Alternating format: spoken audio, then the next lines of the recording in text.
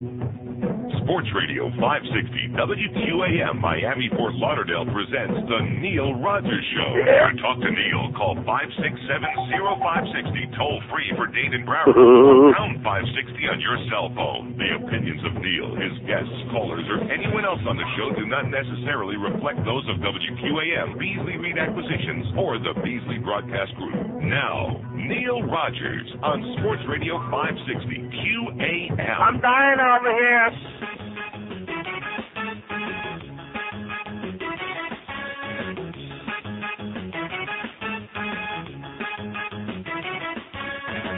I'm queer, and by admission, I'm a fag who likes gin balls. I'm here to confirm suspicion. It's fact, but that's not all. Are you ready to step through as long as it's alive? It won't matter to me if it's girl or if it's guy, but I prefer a big brown eye. Inside brown eye, I slide in the libido and nova. I like that's why I love a libido and nova. Love a libido and nova.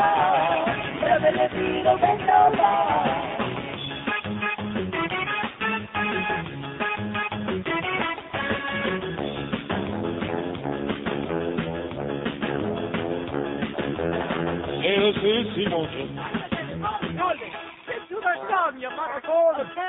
I've got one addition to what I confess. I found a new addiction. I like to wear a dress. I hope that you're satisfied with that my private time. I'm a broken yes, I want to tell me more. Like a bullet through the fire. Oh! Inside brown I like the beat of the summer. I like that's right. I love the beat of the summer. All right. Love the beat of the summer. Love the beat of the summer. Did he say bend over? Uh-huh. I think that's what he said. Anyway, it's 10:03 at 560 WQAM. Guess what? I'm allergic to nuts. Oh! So, speaking of Zoe, so Greg Reed this morning is pacing up and down. I see him in the out-of-control room. In fact, in the studio. I mean, I realize they usually do a three-man show in there, but how come he's in there with Geldy and Bifo? I don't get it.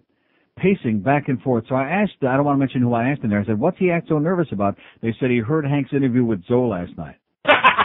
Positive that's going to put us right over the edge. That's going to open the door for Athens for 1700 for the other sports station.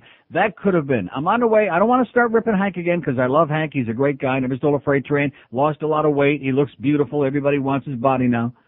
But the fact is that last night I go to the store to Publix at about 5 o'clock, and Hank was interviewing Zoe, who was saying, well, we're going to do every lady. We're going to I thought, Jesus Christ, he sounds just like OJ.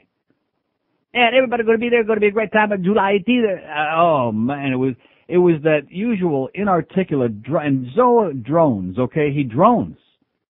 You know, in his very inarticulate, embarrassing way. So I go into Publix, I buy a few things, I pay I get back in the car, it's like 12, 15 minutes later, and he's still, oh my God. I couldn't believe it. And then Hank says, well, before I let you go, I want to ask you a couple of non-basketball related things. Now, you know about this baseball. I said, well, I know about baseball. I know baseball. And I thought to myself, we must have a great sense of humor here. We must be opening up the door wide, because we have fair play is where it's at. Let's give them an opportunity. We understand that they're going to start with a handicap, this other sports station. Most people can't even pick the goddamn thing up on their radio dial at 1700. Who the hell wants to hear Don Imus or Mike and the Mad Dog, when you come right down to it? Yeah, who wants to hear that? So let's give him a little bit of an advantage, okay? In fact, maybe we can put Zoe on like with his own. How about the Zoe Show? How does that sound, huh? Hey! Yeah, the Zoe Show. Is he going to get to say BS like he did yesterday during that thing? Did he also say BS? Oh, that's okay. If Maddux can say tits, he can say BS. What's wrong with that? I mean, teats. So nice going there, Humper. Jesus, God almighty. Like I said, we want to make it exciting because it is so boring. I'm going to tell you how boring it is, okay? Before I get into my allergy Alcat test, speaking of boring, I'm allergic to nuts. Damn it. Shaved or not, it says. So anyway, to show you how boring it is, I turn on Channel 4 News this morning. I have to confess, I watch Channel 4 by default, and I can't stop watching Channel 4, even though I cannot stand some of the people they put on there now, like this Ken Rosado and, what's her name? Angela Ray. And I brought that up yesterday. There's nobody else in the audience who's noticed that she's got like laughing gas or else got a bicycle pump stuck up her rectum and a feather inside. Hysterical. Out of control. So I'm watching Channel 4 this morning, and they got this woman on there with her daughter. And the story is about Liz Moriatis of Cooper City and her daughter who fell onto a floor lighting in a Davie Theater lobby at the Movieco Theater Complex. This story is on Channel 4 News. She fell down on a light, okay, and got like a little minor boo-boo on her leg. In fact, I said to her, "What are you looking at, sweetheart?" "Oh, I got a boo-boo." You know, she got a boo-boo, okay? So then I pick up my newspapers and I sit down. Here on the front page, this, you know something, in Geneva, New York, in Ossining, New York, in Owasso, Michigan. I'm trying to think, in Ames, Iowa. If a little girl had fallen down and got a little boo-boo on an uncovered light on the floor of the movie theater, maybe somewhere like in the local section there would have been a little paragraph about girl, city looks into, whatever. In the right-hand side of the front page of your Sun Sentinel this morning, theater lights burn toddler, county orders bulbs unplugged. Oh! Now, you know how the right-hand side, the upper right-hand side of your newspaper is always the most important story of the day in every newspaper in America? You know, like Clinton orders nuclear weapons dropped on China, well, whatever it might say. The most important story of the day is in the upper right-hand corner of your newspaper. Theater lights burn toddler, and here's a picture of the mother and the little girl who had a boo-boo. She got a boo-boo. She fell down on this light. And then, of course, on Channel 4, they showed the whole thing. Here's the light, and it's not completely covered. And if the little kid who got bumped by her cousin or whatever it was, by the way, goofing around in there. And, of course, the worst part is that the managing director of Movieco, Mike P. Jones, came running out. She said he offered to get her an ambulance and eventually gave her some ointment, but did not refund the ticket money. How do you like that? Oi! God damn it. Didn't refund the money for the tickets. The little girl fell down, got a boo-boo. And this guy, all he did was get an ice pack and some lotion. They put some lotion in her casket or whatever it was, and that was it. What do you got? What are you doing? Nothing.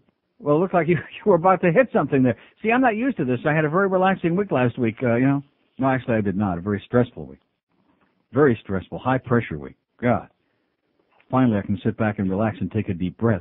But at any rate, so here's the most important thing going on in town. Is there anybody who gives a crap about the fact that some little girl fell down and got a boo-boo on a light in the movie theater? No. And this is the most exciting thing. Next to Hank's interview with Zoe yesterday, this was the most important thing that's happened in this town in the last 24 hours. It makes the front page of your newspaper. I get a call from Murmur, who, of course, basically has no life to begin with. I get a call from him yesterday. "Oh, it's so boring here. I don't know what to do. I'm going losing my mind." Yeah. Is that another hint? I said, how about some of those great movies you saw at the Movieco Theater where your kids fell down? They stunk. Yeah, he wasn't too psyched about those either.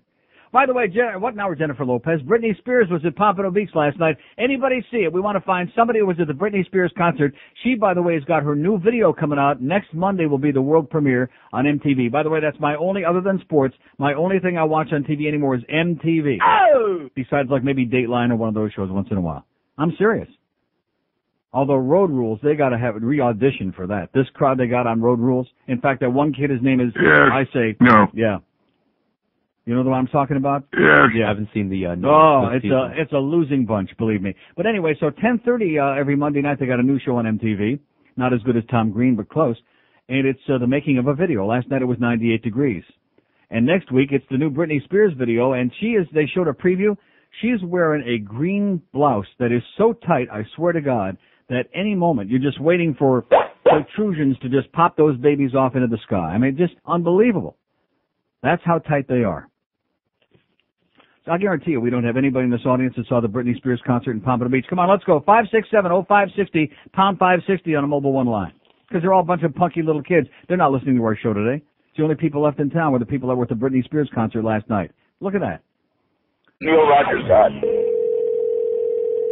Hello, you have reached Dickey's Workers' Choice Catalog and Information Line. To speak with a representative or if you have a rotary phone, please stay on the line. Thank you. Transferring to an operator. Please wait. Dickey's Customer Service, this is Luann. How may I help you? Yeah, my Luann, hi. Hi. You like Dickies? Sure. I guess a lot of women do, huh? Oh, I believe so. My woman says she loves to get Dickies. I see. She likes a lot of them. Yeah. Can understand some gay guys like Dickies? Well, I really don't know. Never really thought about that. What's the biggest Dickies you've seen? Well, sir, we go up to a 72 waist. Oh, my God. You like little Dickies, too? Sir, I think my girl basically likes big Dickies. well, is there a point to this conversation, sir? Yeah, just that I get to say Dickie a lot on the phone. Were you wanting to place an order, sir? For what? For clothing? What? I want to talk about Dickies. Well, sir, that's what we carry is clothing. Huh? Dickie, Dickie. Yeah. Sir, if there's no other reason that you're calling this... My mom likes Dickies. A lot of women like Dickies. Sir, I'm going to disconnect. No, and you're talking about Dickie.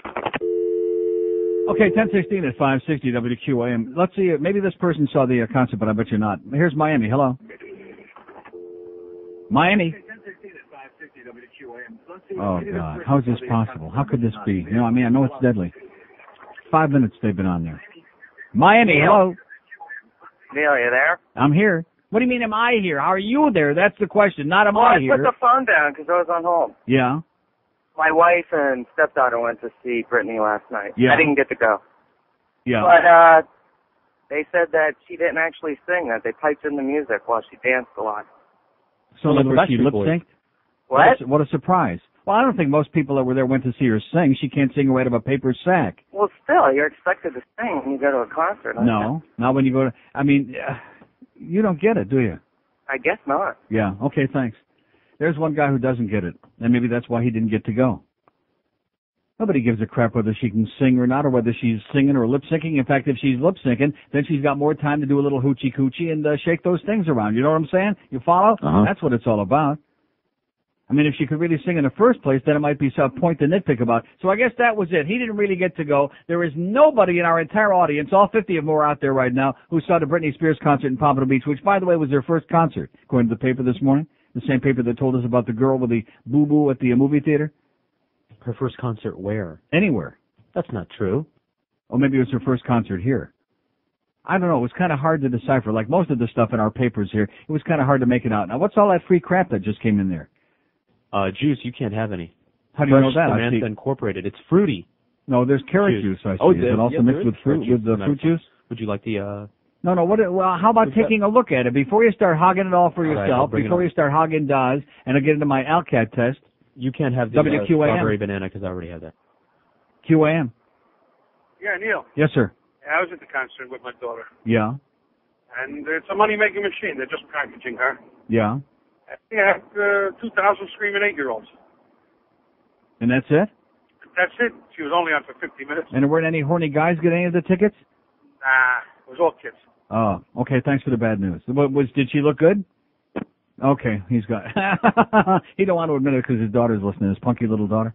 He doesn't want to admit that he was drooling and had his tongue down to his knee and was panting and breathing pretty hard. I don't want to see all of them. I'm just asking that. I saw one. Not that I want any of it because it's going to give me the squirts. Okay, which is the last thing I need. And especially since Sam brought the guy in here, it's probably a bunch of quackery anyway. What is it? Huh?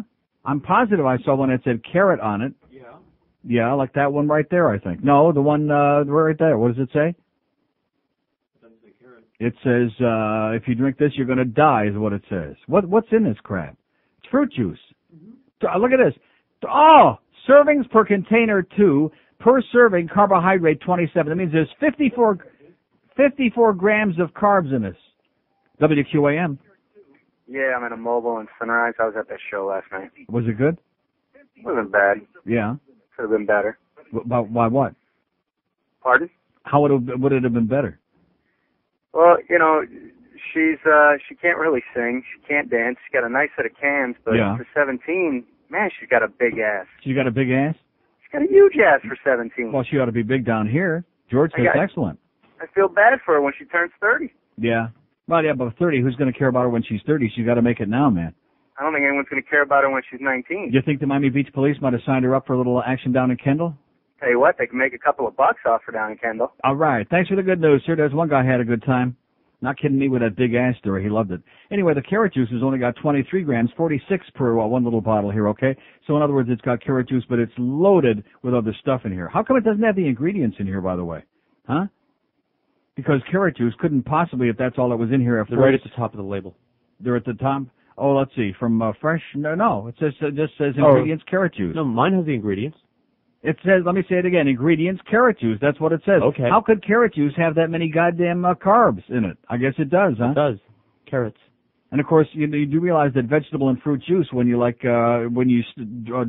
juice something, that it, concentrates. So whatever's in there as far as carbs are concerned. That's all that's in any of these is the juice and the fruit. There's no... Right, that's what I'm saying. So it concentrates whatever carbs are in there. And if you were on the Atkins or even pretending to be on it like I have been for the last 5 years, forget that.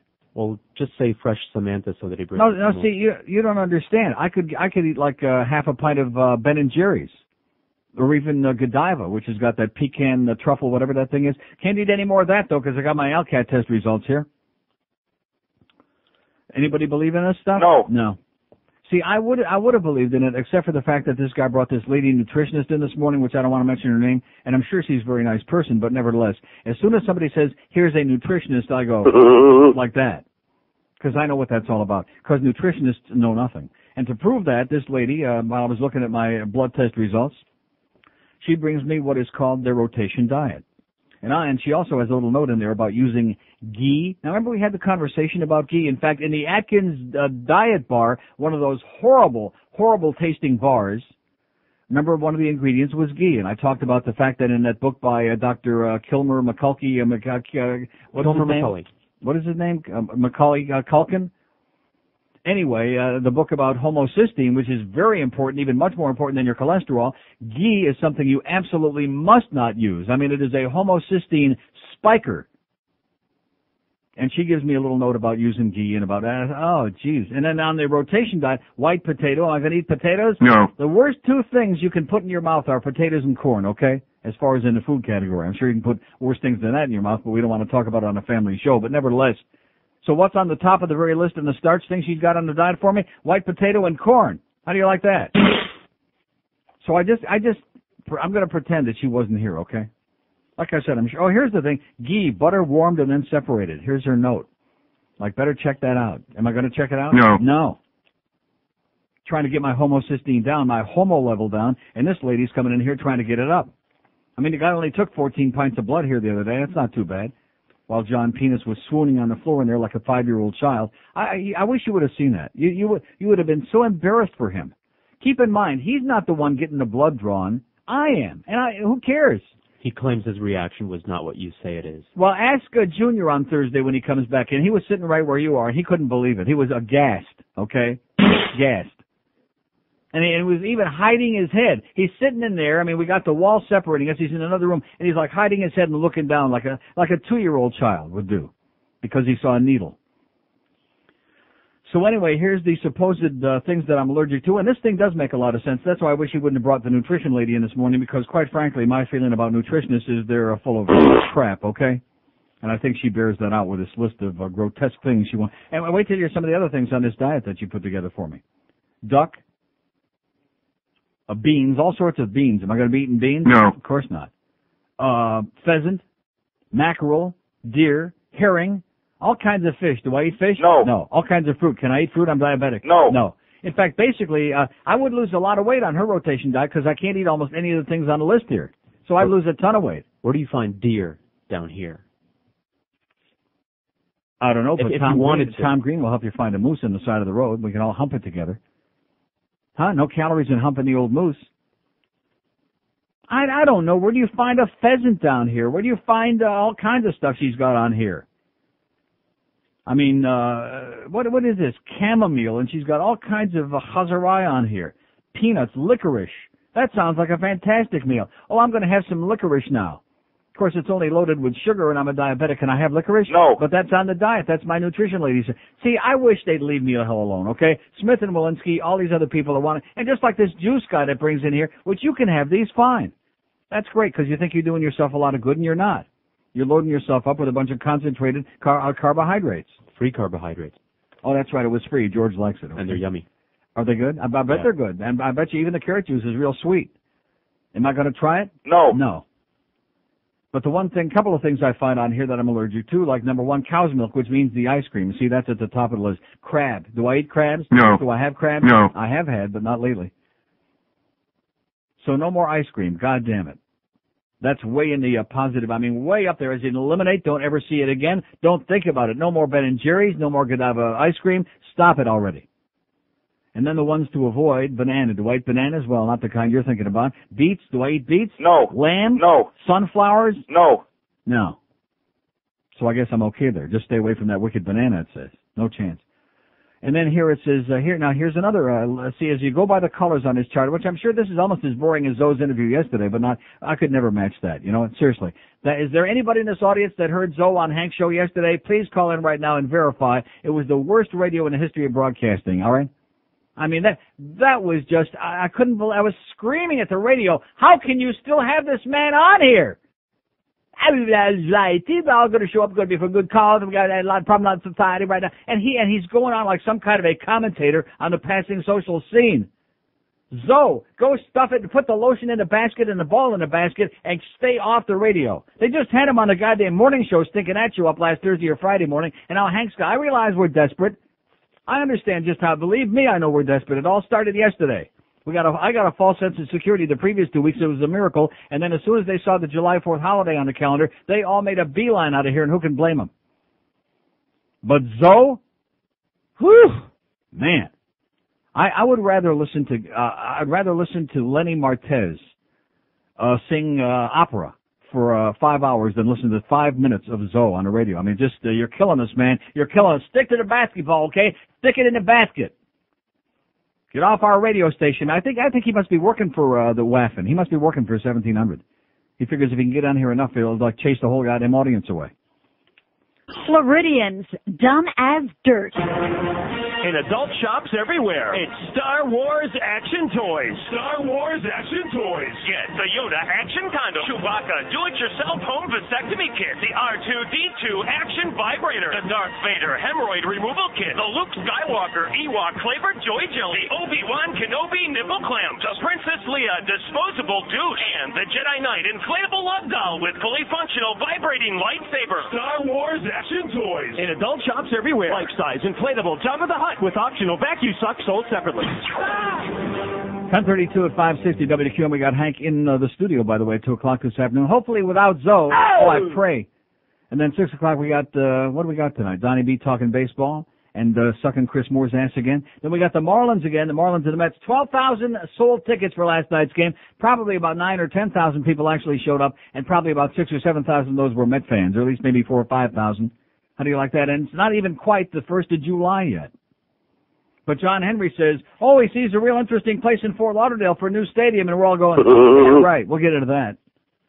Here's a mobile in Miami. Hello. Hey, Neil, how are you? Okay, sir. I was flicking it yesterday, and I saw OJ at the Miami airport. Yeah. OJ's in town. Oh, great. With his family. Uh-huh. And I wondered when he was going to come in for his interview with QAM. He ain't interviewing here, believe me. Maybe he can be on the new station. He can be on AFN. Are you sure? Am I sure what? So he's not going to be on there, on this station? Yes. Very sure. I'm very sure, yes. How come? How come what? That'd be great radio. Man. No, it would not be great radio. How long would he be on the air? He'd be on the air, 3 or 4 hours a day. No, how long would that show last? Like after the first 2 or 3 calls? No. He could do like a mix between what you do, what the Mad Dog does. Yeah, okay. Okay, thanks for the good news, sir. Yeah, he can go either way. Well, that's good. Don't tell his boyfriend. Roy! That it goes either way. He'll be real upset. Nobody heard Hank's interview with Zoe yesterday at 5 o'clock? Come on, there's got to be one person in this audience that heard that. The worst segment of radio in the history of even Marconi is ready to blow his brains out if he could. If you put a gun in the box right now, you could hear a sound, Marconi would be blowing his brains out. 567-0560, pound 560 on the Mobile One line. Yeah, it would be really cruel for me to be taking a vacation very soon, because then it would be, I'd be leaving you, and oh boy, I don't want you to get real nervous, but you got all that crappy music you like to play. I'd get it all ready. I'd get all cranked up and ready because, oh man, it's going to be. I knew it was coming. I knew. I just didn't know exactly when. Here's North Miami Beach. Hello. Hello. Yes, sir. Neil, hey, you mentioned something about the paper yesterday. About a while what? ago, about that girl getting burnt there. Yeah. Did anybody mention about the front page of the Herald on Sunday? The sports section on the left-hand side? About what? Wrestling for glory. I mean, they've got professional wrestling under sports. They got the Cuban assassin. Okay, well, I see a great similarity between that, sir, okay? Great similarity. This is a QAM listener. He's worried about the sports section. I'm not talking about the sports section, sir. I'm talking about the front page of the front section of supposedly a Broward County's daily newspaper. Decides the most important thing that happened in the last 24 hours that we should know about is a little girl fell down and got a boo-boo at a movie theater. This guy, see what I'm talking about? It's a mirror. See, we were talking about this before the show started this morning. Forget about what anybody listened to a new all-sports radio station, the 1700, that Greg Reed is psychotic about. Forget about that. The real question is, why would any person with even a semblance of his life listen to any all-sports radio station? That's the real question. Because when you really analyze the content and the things that are being talked about and rehashed over and over and over again, how many ways can you dissect the same goddamn salmon? You know what I'm talking about? Like Tim Salmon. How many ways could you dissect him? Here's a mobile in Parkland. Hello. Hi, Neil. Yes, sir. I didn't hear the interview with Alonzo there, but I was wondering if Dan Marley is going to have his... Okay, let's go to Miami Beach. Hello. Hey, Neil. How you doing? Okay, sir. Neil, The Real World and Road Rules. Oh, great shows. Except for the part where the girl shaved her head and lifted up her hairy armpit. Yeah. Oh, they got to get a new crew on Road Oh, Rules, my man. God. It almost made me... Bring back Abe is what I say. Oh! Real World is the best, though, this year. The first day those kids are there, they're naked in the fountain. Uh-huh. I loved it. That's why I'm into MTV now. I mean, in fact, last night, 11 o'clock, they had this sex show on with these made-up stupid stories. And the 98 Degrees were on there helping the shrinks out, answering these stupid answers. Yeah, even stupider, Love Line. I don't like that one too much. No. In fact, after 10 minutes, I shut it off and went to bed because it was pretty terminal. But nevertheless, at least we got a lot of naked people on there. That's what America wants. There you go. Comes on tonight at 10 o'clock. All right. I'll be glued. Thanks. Bye-bye. Yeah, you'll be gluing it. So that's all I watch is my hockey games, which unfortunately there aren't anymore until October. Maybe a little bit of baseball just to have it on in the background because we can laugh at the fact there's nobody in the stands. And then I watch like Dateline and the 60 Minutes parts 1 through 100 and MTV. That's it. I'm going to program my TV so those are the only things that come on from now on. Yeah, I'm serious. And then a little much music if you ever want to see a video, because MTV doesn't really ever show videos, maybe only on TRL. And you know what? They really piss me off when they do on TRL because they'll show maybe half of the video and then they'll fade it out. You know, because they got more important stuff to do, like their 85. You think we got long commercial breaks on this station? The spots on MTV, they just go on and on and on, and pimple creams and condoms and more pimple creams and condom cream, and I mean, it's just unbelievable. So nobody heard Zoe on Hank Goldberg show yesterday. You know something? Maybe Hank lucked out. Seriously, maybe he lucked out. Because if anybody did hear it, they'd be screaming right now. In fact, you know something? I'm a little bit slow. Anybody who did hear it probably will never turn on the station again. So they won't be hearing me screaming about this today. All these people on hold heard it. Oh, they did? Oh. Here's a mobile lady in the Gables. Hello.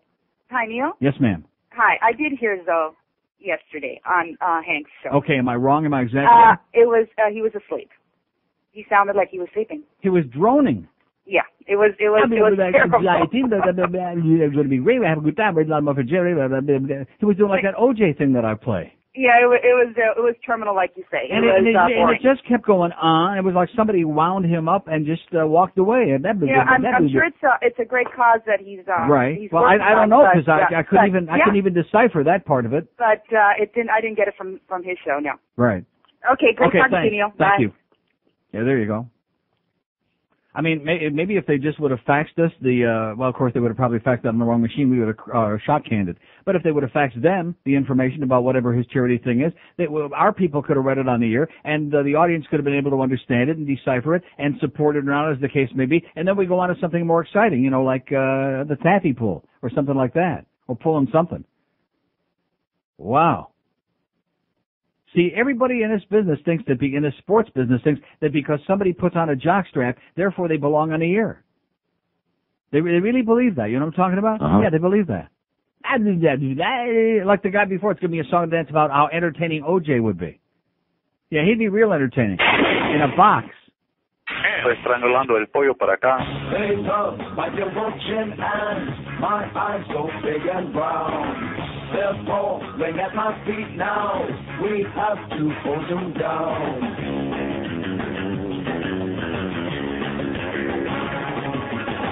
I love the sweet sensation of strange hands on my thighs. All right. Like a new addiction, I feed on stage at night. Sometimes they take their clothes off and start dancing in the aisle.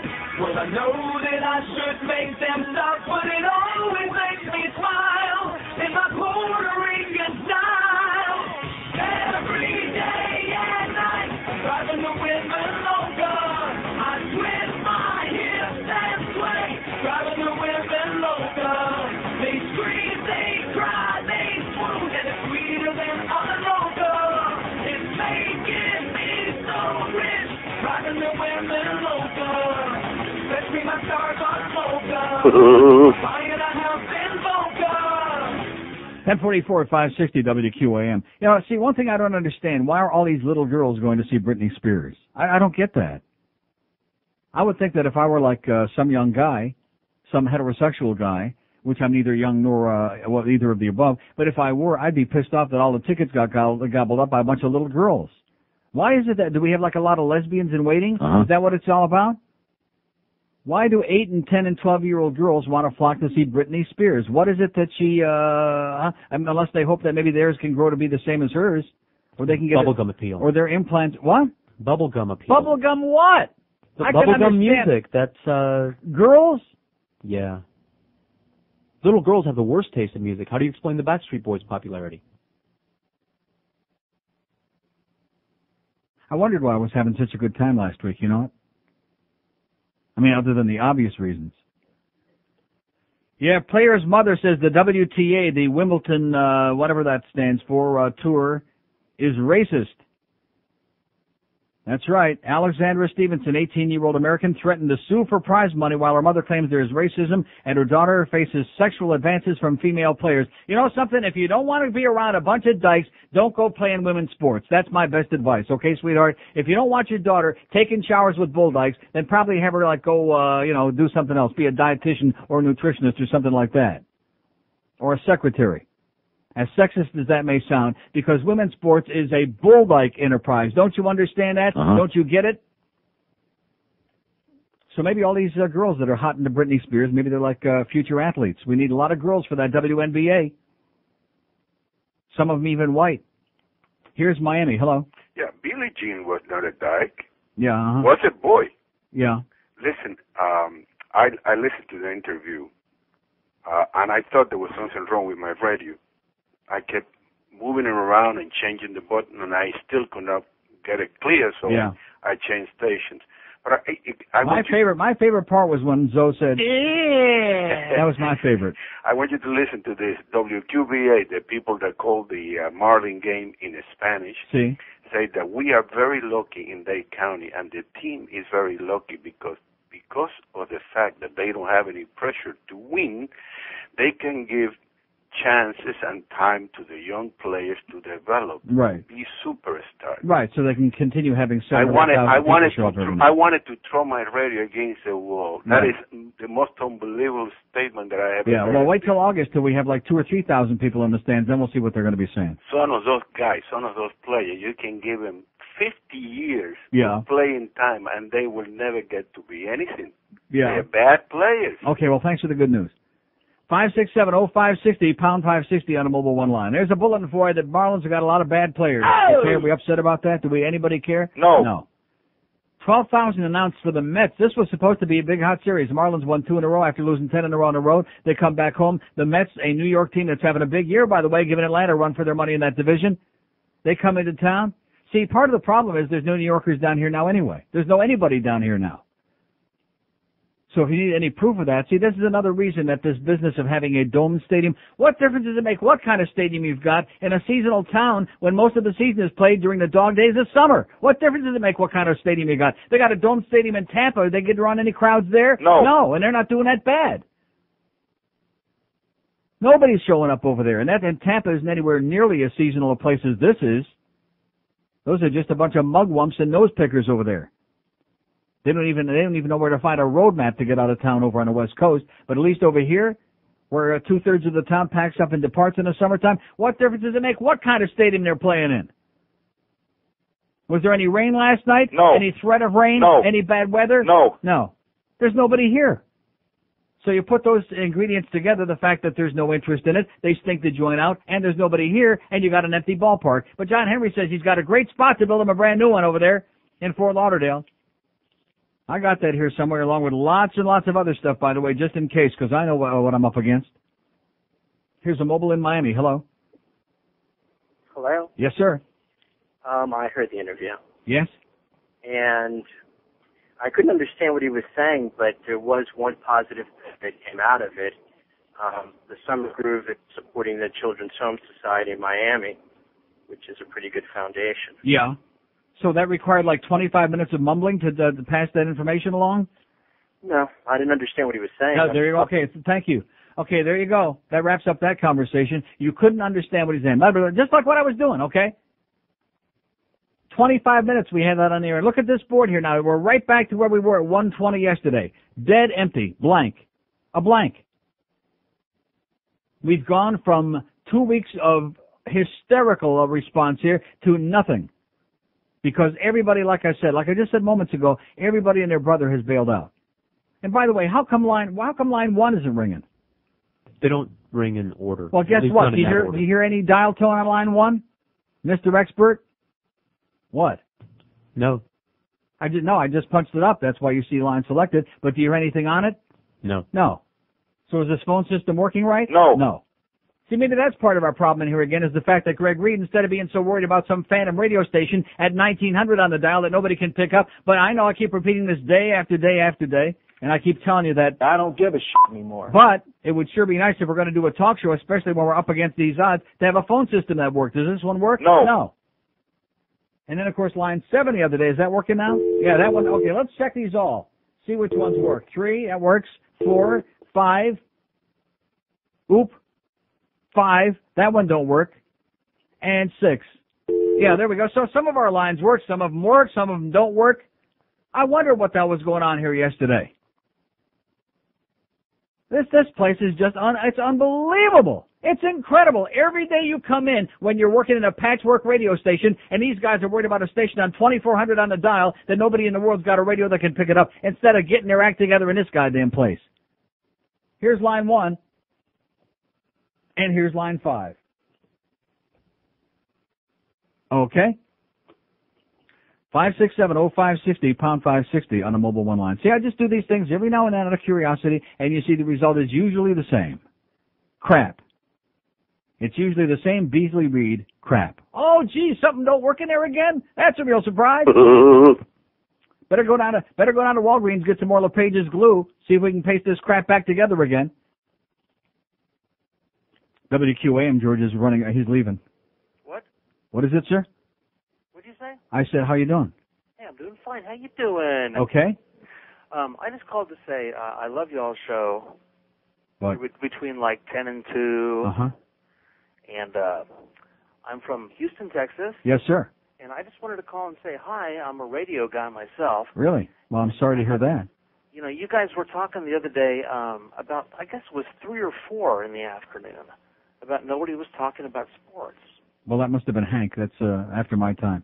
Yeah, maybe that was Hank. Mm-hmm. But I was just going Hey, stupid! Yeah.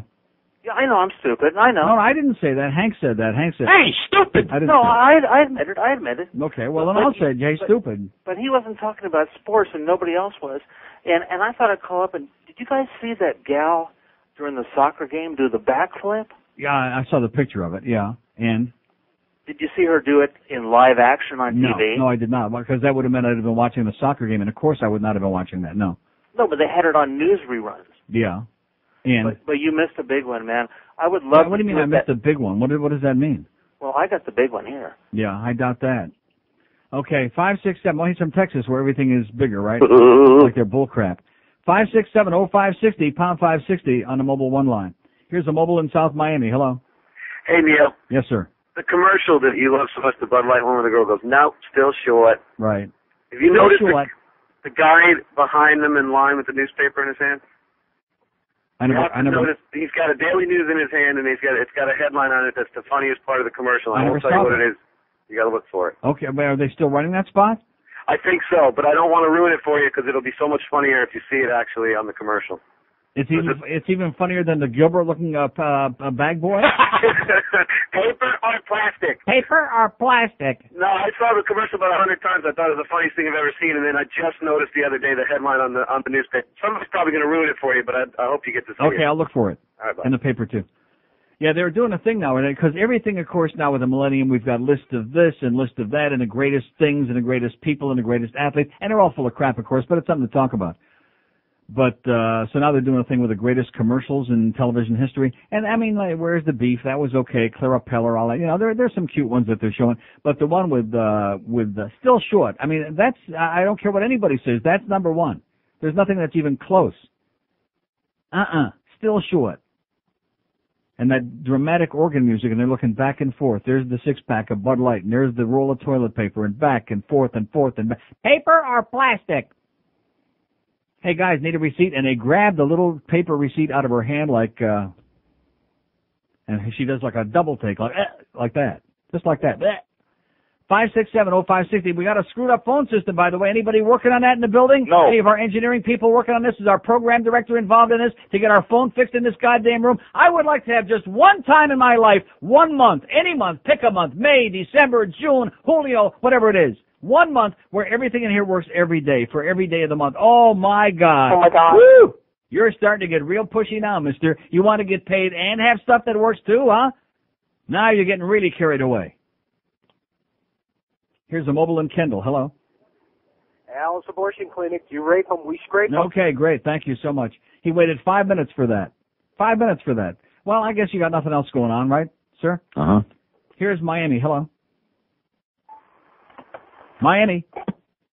Okay, nice talking to you, too. There must be line checkers. Mobile in Miami. Hello.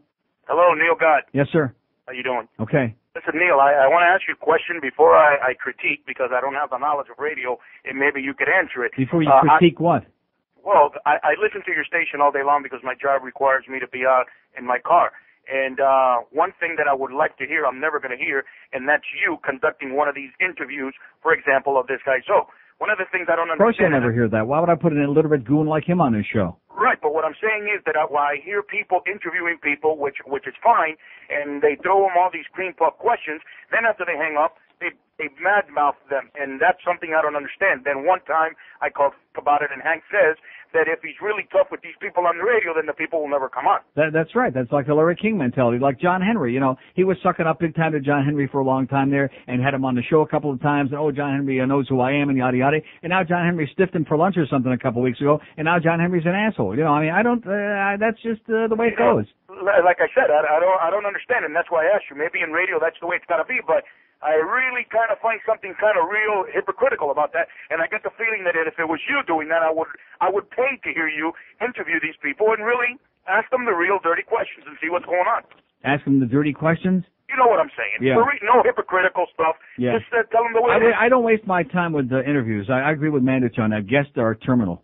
Well, I know that you wouldn't. I know that you wouldn't. It was just me dreaming of something like that because I'm sick and tired of the cream puff stuff and then the hypocritical stuff after they hang up and badmouth these people. Okay, and have a great day. Calm down. He's a little bit hysterical. Just calm down. It's not important. Do you understand what I'm saying? No. Not important, sir. Just calm down. Relax. 5,000 years from now, nobody will give a crap about what Zoe said on QAM yesterday. Like that is what he said. And it's going to be great. July 18th, they're going to have all the guys are going to show up. It's going to be great for good calls, and the kids are all screwed up today. But yeah, that's what for 25 minutes that went up. Long-awaited Godfather sequel will be coming to theaters soon. Francis Ford Gabagool presents Godfather 4, starring Leonardo DiCaprio. Maybe that's not such a good idea. Look, we're talking about a crooked cop, the kind of cop that raids bookstores. Yeah, well, you just make sure that gun's behind the toilet. I don't want him walking out of there with his stick in his hand. But what if there's a glory hole? Don Corleone, I come to seek justice. for my daughter's vacant mother. Okay. These two young boys. Boys? They rape her and shove a towel in her mouth and chop her legs off with a shovel. Ew. I want them dead. Godfather, these two boys. Were they cute? Yes. Oh, two boys.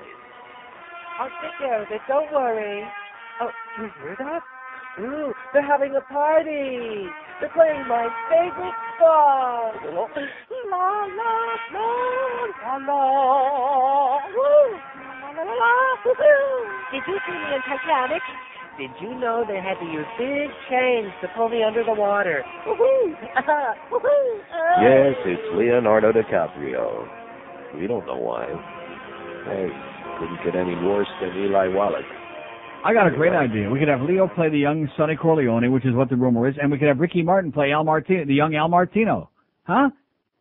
Yeah, can't you just see Leo? Like, he could slap, oh, that's right, it's Marlon Brando. Well, anyway, he'll slap him up the side of the puss. Straighten his ass out.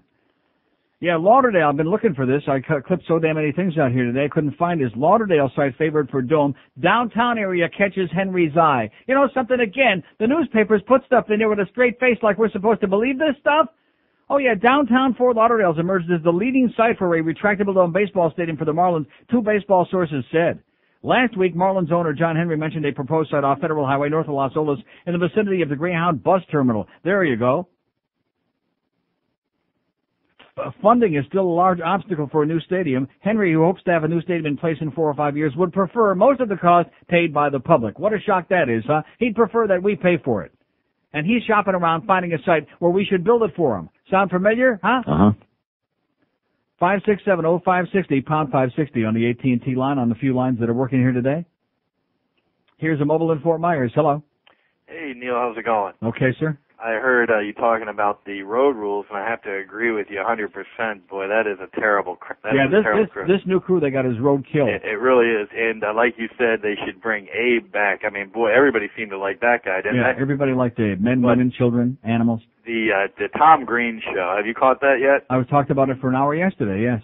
That is, I don't know if you like it or not. I didn't catch the show. Is the best that show funny? on television. Isn't that? I tell you, I just love when In fact, you know what would have made Hank's interview with Zoe great yesterday is if Hank would have stuck some dog crap on a microphone in front of Zoe, although I think, to be honest with you, he'd have just kept on talking. Let me ask you, Neil, did you see the Tom Green show when they were on the cruise ship for spring break? No. Oh gosh, you got to try to get that. I had somebody send it. It was so funny. That was the first time they showed Tom Green before his show came on to MTV. Yeah. He took in the middle of the night. He took a big fish and he was knocking on the crew member's door, saying he had a fish sandwich for him. He had 2 pieces of bread with this huge fish. Yeah. And everybody, of course, on the cruise ship couldn't speak any English, so they thought this guy was just a wacko. You know how he is. But it's funny to see some guy like that finally come along. Thank God for Tom Green, man. Thanks to those Canadians, eh? He is really hilarious. Okay, God bless you, sir. Have a great life. 567-0560. See, it's always a little delayed reaction on this show. I talked about that for like 5 hours yesterday in a 4-hour show. And now today, hey, have you ever heard of Tom Green? Who? 567-0560, pound 560 on the AT&T wireless line. Here's a mobile in Miami. Hello. Neil. Yes, sir. How are you doing? Good morning. Okay. Neil, first time caller. I just really have one thing to say. Ay, Papa Juan Pablo. Oh, okay, great. That's the guy, too, by the way. You notice that? First time caller, that's why it sounds like... Ay, Papa Juan Pablo. The same guy. Well, at least he sticks to his line anyway. 567-0560, pound 560 on the... I'll try this till about 11:30, and then I'll go to the music. Because it's already... the year is just about half over now, ain't it? Yeah, June 29th. And not once this year have I really had to resort to that. Last summer, I had to resort to it every day, every single day. Crank it up, wind it up, threaten them with the music, play the game. But this year, knock on Formica, knock on this cheap goddamn table we got. And maybe during the time we play the music, maybe some engineers can come in here or some phone company people and get our phones straightened back out for the days when somebody might try to call us, which would be nice. Never in the history of radio. I mean, when I tell you that nobody around here gives a crap about anything, that's not just humor. That's not just being a funny guy. That's the goddamn effing truth right there, okay? We just plain don't care. Here's a mobile in Coral Springs. Hello. Good morning, Radio Deity. Yes, sir. How are you? Okay. Listen, I have a purveyor of venison for you. A very fine guy who's very close to you. He's at Sterling and 441. Meaning what? Not too far from deer. I'm not going to eat that crap. Deer? No way. How about buffalo? No. How about Cheektowaga? No, how about Syracuse? I'm serious. How about Rust the Moose Syracuse? This meat is very high quality. I'm not eating no meat. Well, can I just tell you his name? No. So anyway, getting back to the list, although thank you very much for reminding me about my allergies since we have no calls. Yeah, one of the things I'm allergic to, and of course I'm sitting here with a thing of Planters nuts with a can that I got from Publix last night when I went there listening to Zoe. And what's on the list here of things I'm allergic to? Almonds, cashews, hazelnuts, walnuts, and of course onion and wheat, and like I said, ice cream, cow's milk, and beef. Beef is on here, and I've been eating all this meat on the Atkins. That's the problem. That's the chigger in the woodpile right there. Now, chicken I'm not allergic to, or lobster, or scallops, which I love, or shrimp. No more beef, no more meat. Oh, that's the end of Ruth Chris. Too bad. Sorry. Of course, I could go there and eat lobster, but why should I do that? Why should I do that when they treat you so shabbily like they did a couple of Fridays or Mondays ago, whenever it was? You know, I'm not going back. I'll go get some great seafood. I'll go to Legal Seafood, get me some lobster. That's what I'll do. Assuming, of course, that this thing is accurate, which I have no way of knowing because, if he wouldn't have brought the nutritionist in, he would have had me sold because the rest of the stuff that he brought me was pretty much right on target, about the wheat and about the milk, et cetera, and so on. Anybody else do these Alcat tests and this allergy? Because this is the new big thing, Every 6 months we have something new and exciting to get your money out of your pocket, and this is the new big one. 5670560. See, it bothers me that line 1 is, it bothers me looking at that. It just gives me a psychological brain fart looking at that thing on the screen, knowing, of course, that that's not going to flash because it's broken, okay? It's broken. Are you listening, Duff? Are you listening, Greg? Are you listening, anybody in this building, huh? You care? No. Okay. I mean, what's the guy bellyaching about? We got some other lines there. The fact that a few of them work, some of them don't, some of them might not. The fact that it might screw up the whole... Nobody cares about that because it never worked right in the first place. Does the rotary work the way it's supposed to? No. So what are you screaming about? Just calm down. Just revert back to that guilty philosophy, okay? They liked you a lot better when you said... I don't give a shit. There you go. That's more like it. That's the QAM effing way. You're always asking about Dade County and shit. Oh, I'm sorry.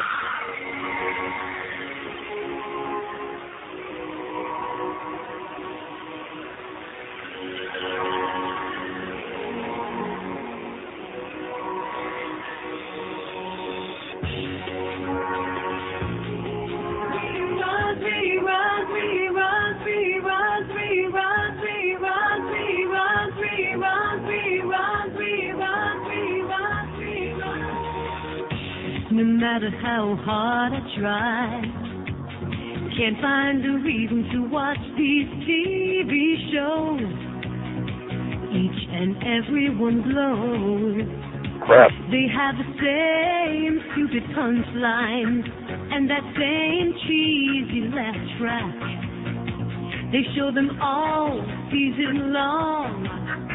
That's why I'm singing this song. Oh, these summer reruns really bite. Really bite, really bite, really bite. I feel something inside me say, let's rent a video today. No, these summer reruns really bite. Really bite, really bite, really bite. Crap. I feel something inside me say, let's rent a video today. Oh. It's 11:15 at 560 WQAM, the home of, I'm not really sure what we're the home of anymore. Maybe it's just, crap. That could be it. At any rate, here's a letter from Peter and Anita Swanson in Coral Springs to the paper this morning, another one of the worst letters ever written in the history of human race. Both my wife and I read with much concern the recently published article, R-rated movies will require IDs. Does any intelligent adult really think that President Clinton and the President of the National Association of Theater Owners are correct in claiming this will have a significant impact on what our children are seeing in the theaters? Have we now totally abandoned the idea that Hollywood could ever accept even the slightest responsibility for what is happening to and with our youth? May it never be. A famous author once wrote that people should practice and think on whatever is true, honorable, right, pure, lovely, of good repute, excellent, and worthy of praise. Perhaps if Hollywood adopted this premise as the acid test used to determine whether or not a movie was produced, we just might see a positive adjustment in the behavior patterns of our children. No.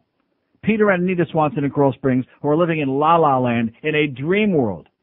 You know, when Dracula came out back in the early 30s, were kids running around biting each other on the neck? No. When Frankenstein came out, were people stealing other people's brains, trying to build monsters and crap like that? No. And I could go right on down the list. But perhaps if Hollywood, if those Jew producers out there in Hollywood would just start making some better crap, you know, if we could have a lot more Bambi Come Home and Lassie Don't Leave in the First Place, stuff like that, you know, Bambi then we wouldn't have all this. What is it? Bambi was very violent. Well, I got news for you. This guy was just telling us where to get Bambi for lunch and dinner.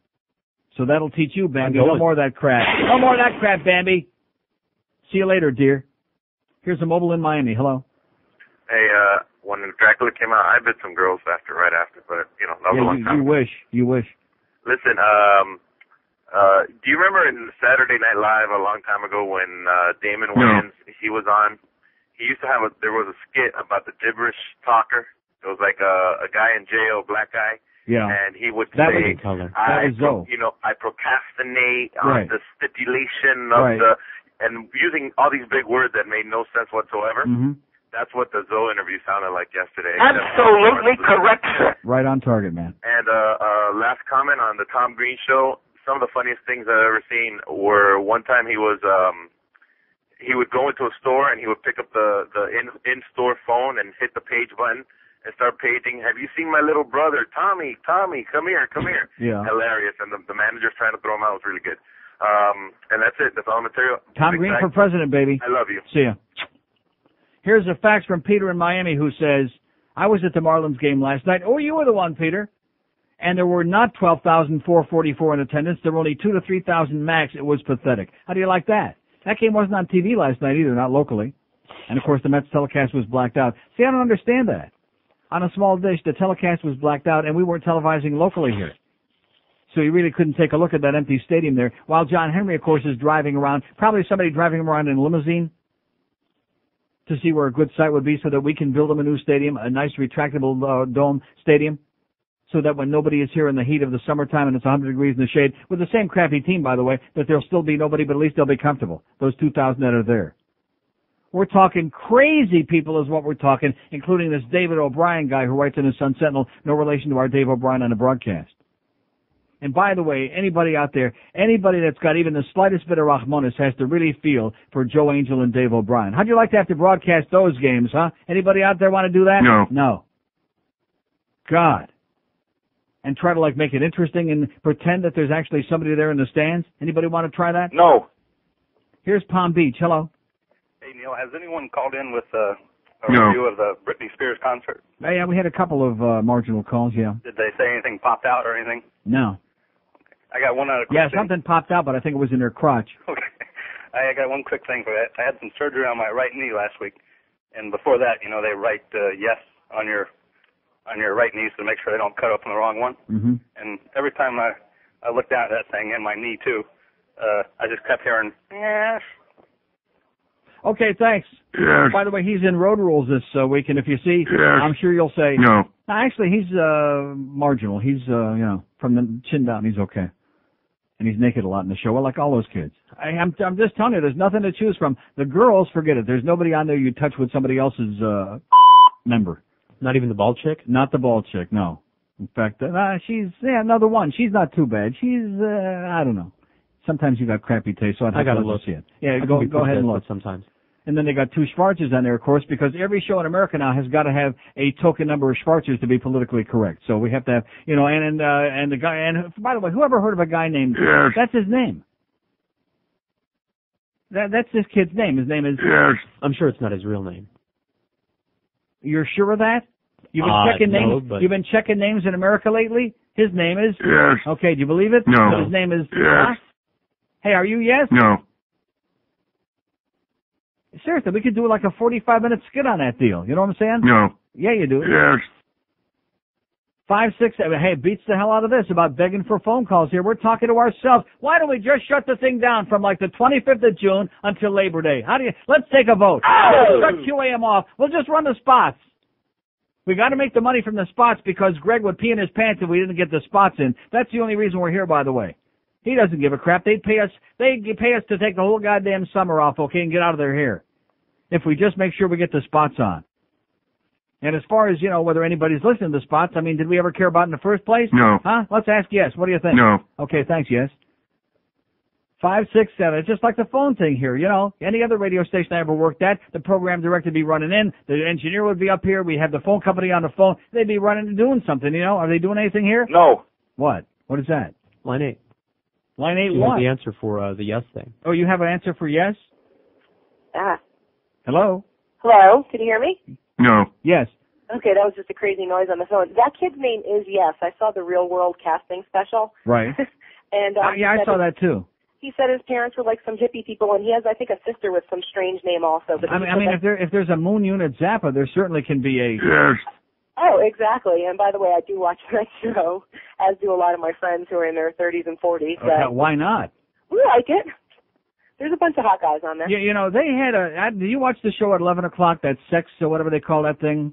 No, not usually. Last not night, ever. it's on Monday night at 11 o'clock, so it's like a sex, kids call in with these sex problems, which I think most of them are made up. The first call last night, and the only reason I watched it was because 98 Degrees was sitting on the panel. But anyway, so the first kid calls up, he's 20 years old, he's somewhere in Georgia, okay? So he's probably doing a sister. But anyway, he's dating this 18-year-old girl, and the girl's mother, who's been divorced for 6 months, she walked in on him. She was, the girl, the daughter, was giving him oral sex, and the mother walked in one day, and he got all embarrassed and left. And then the mother started calling him and saying, I like what I saw, and I want you. And the mother, who's like probably out at 38, 40, she wants this 20-year-old guy. Ew. And then the sex therapist they got on there, this guy saying, oh, well, she's out of her mind, she's completely crazy, and you've got to get away from her. Well, why is that? Why is this guy giving such ridiculous advice? Who ever heard of like a 38-year-old woman that wouldn't get turned on into a good-looking 20-year-old guy? Exactly. And this is the kind of advice they're giving. Well, I never saw the show. I actually do watch the news at 11 o'clock to see what's going on in the There world. There you go. But I always make sure to catch Real World and Road Rules first, though. Okay. Take care. Don't forget, as Nancy Reagan said, just say, yes. See ya. Okay. See. Here's Greg Reed walking in with a big smile on his face like he knows what planet he's on. Does he know what planet he's on? No. No, Uranus maybe. He is peeing in his pants, man. In fact, he's got June Allison with him. She brought all these Depends undergarments because he's changing underwear every 5 seconds. Bop, bop, bop, bop, bop, bop. What are we going to do? What are we going to do? Sue the Herald. Sue the Herald. Oh, my, what are we going to do? I got news for you. One more Zoe interview on this station, and they got a 20 share right off the bat, okay? Just automatic. Just all the people we shove up there to 1,700. In fact, I'm going to start promoting 1,700 on the dial because we don't get any promotion here on QAM, so I'm going to give them promotion. How do you like that?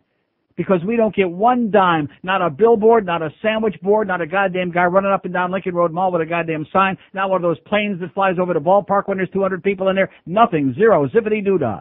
That's the kind of promotion we get here on QAM.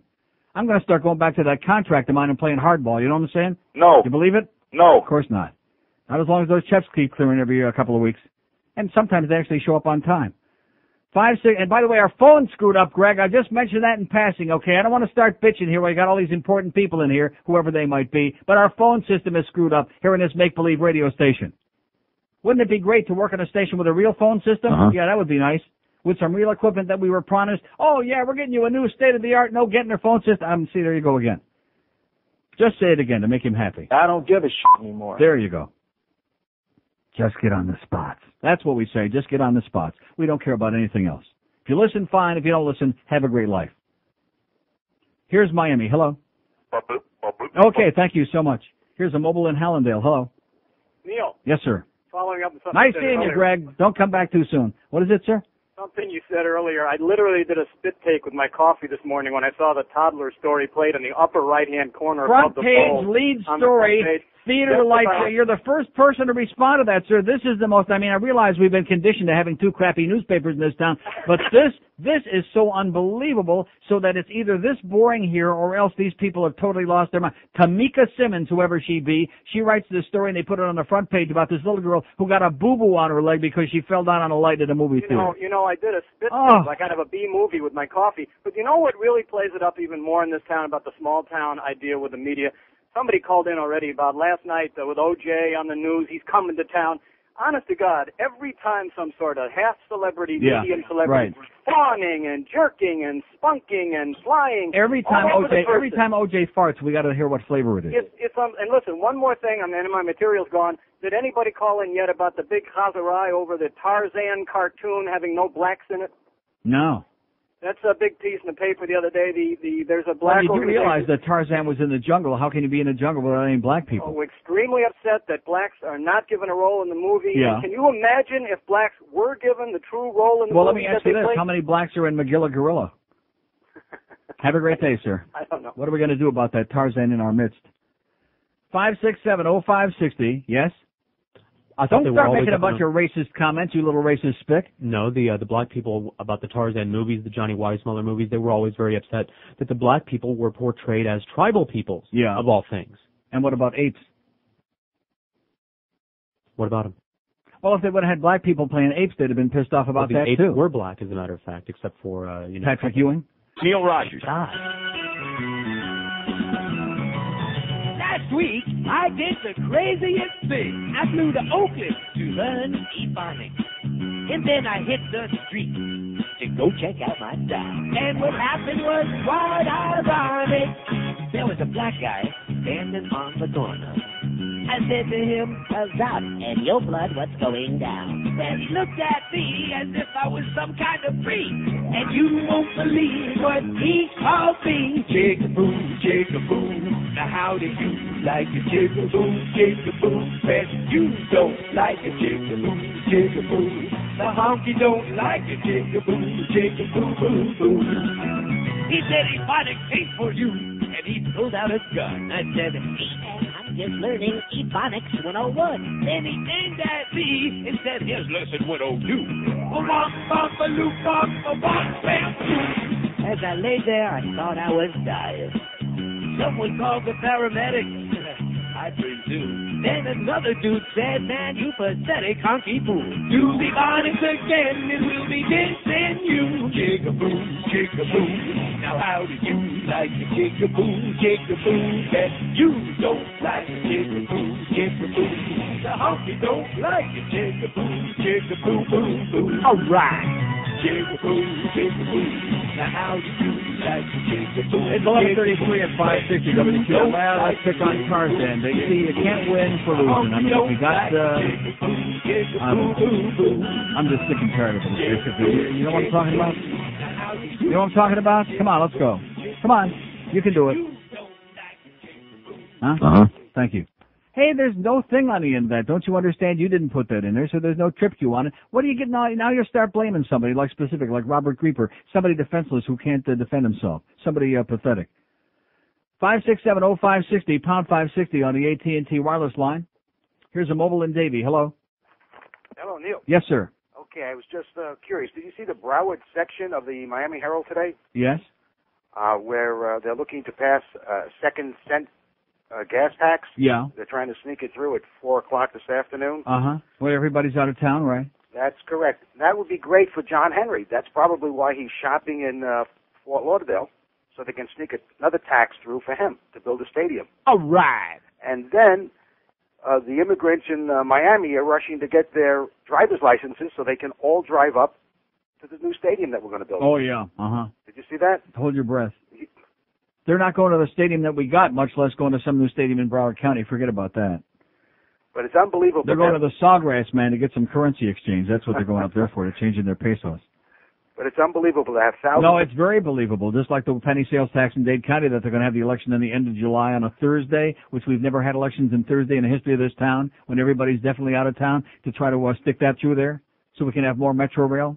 Yeah, just what we need. Okay, God bless us, sir. Yes, okay, that's for sure. see you at the passport office, sir, because it's hopeless here, baby. You got a bunch of corrupt gangsters running this place, and the newspapers are on the front page.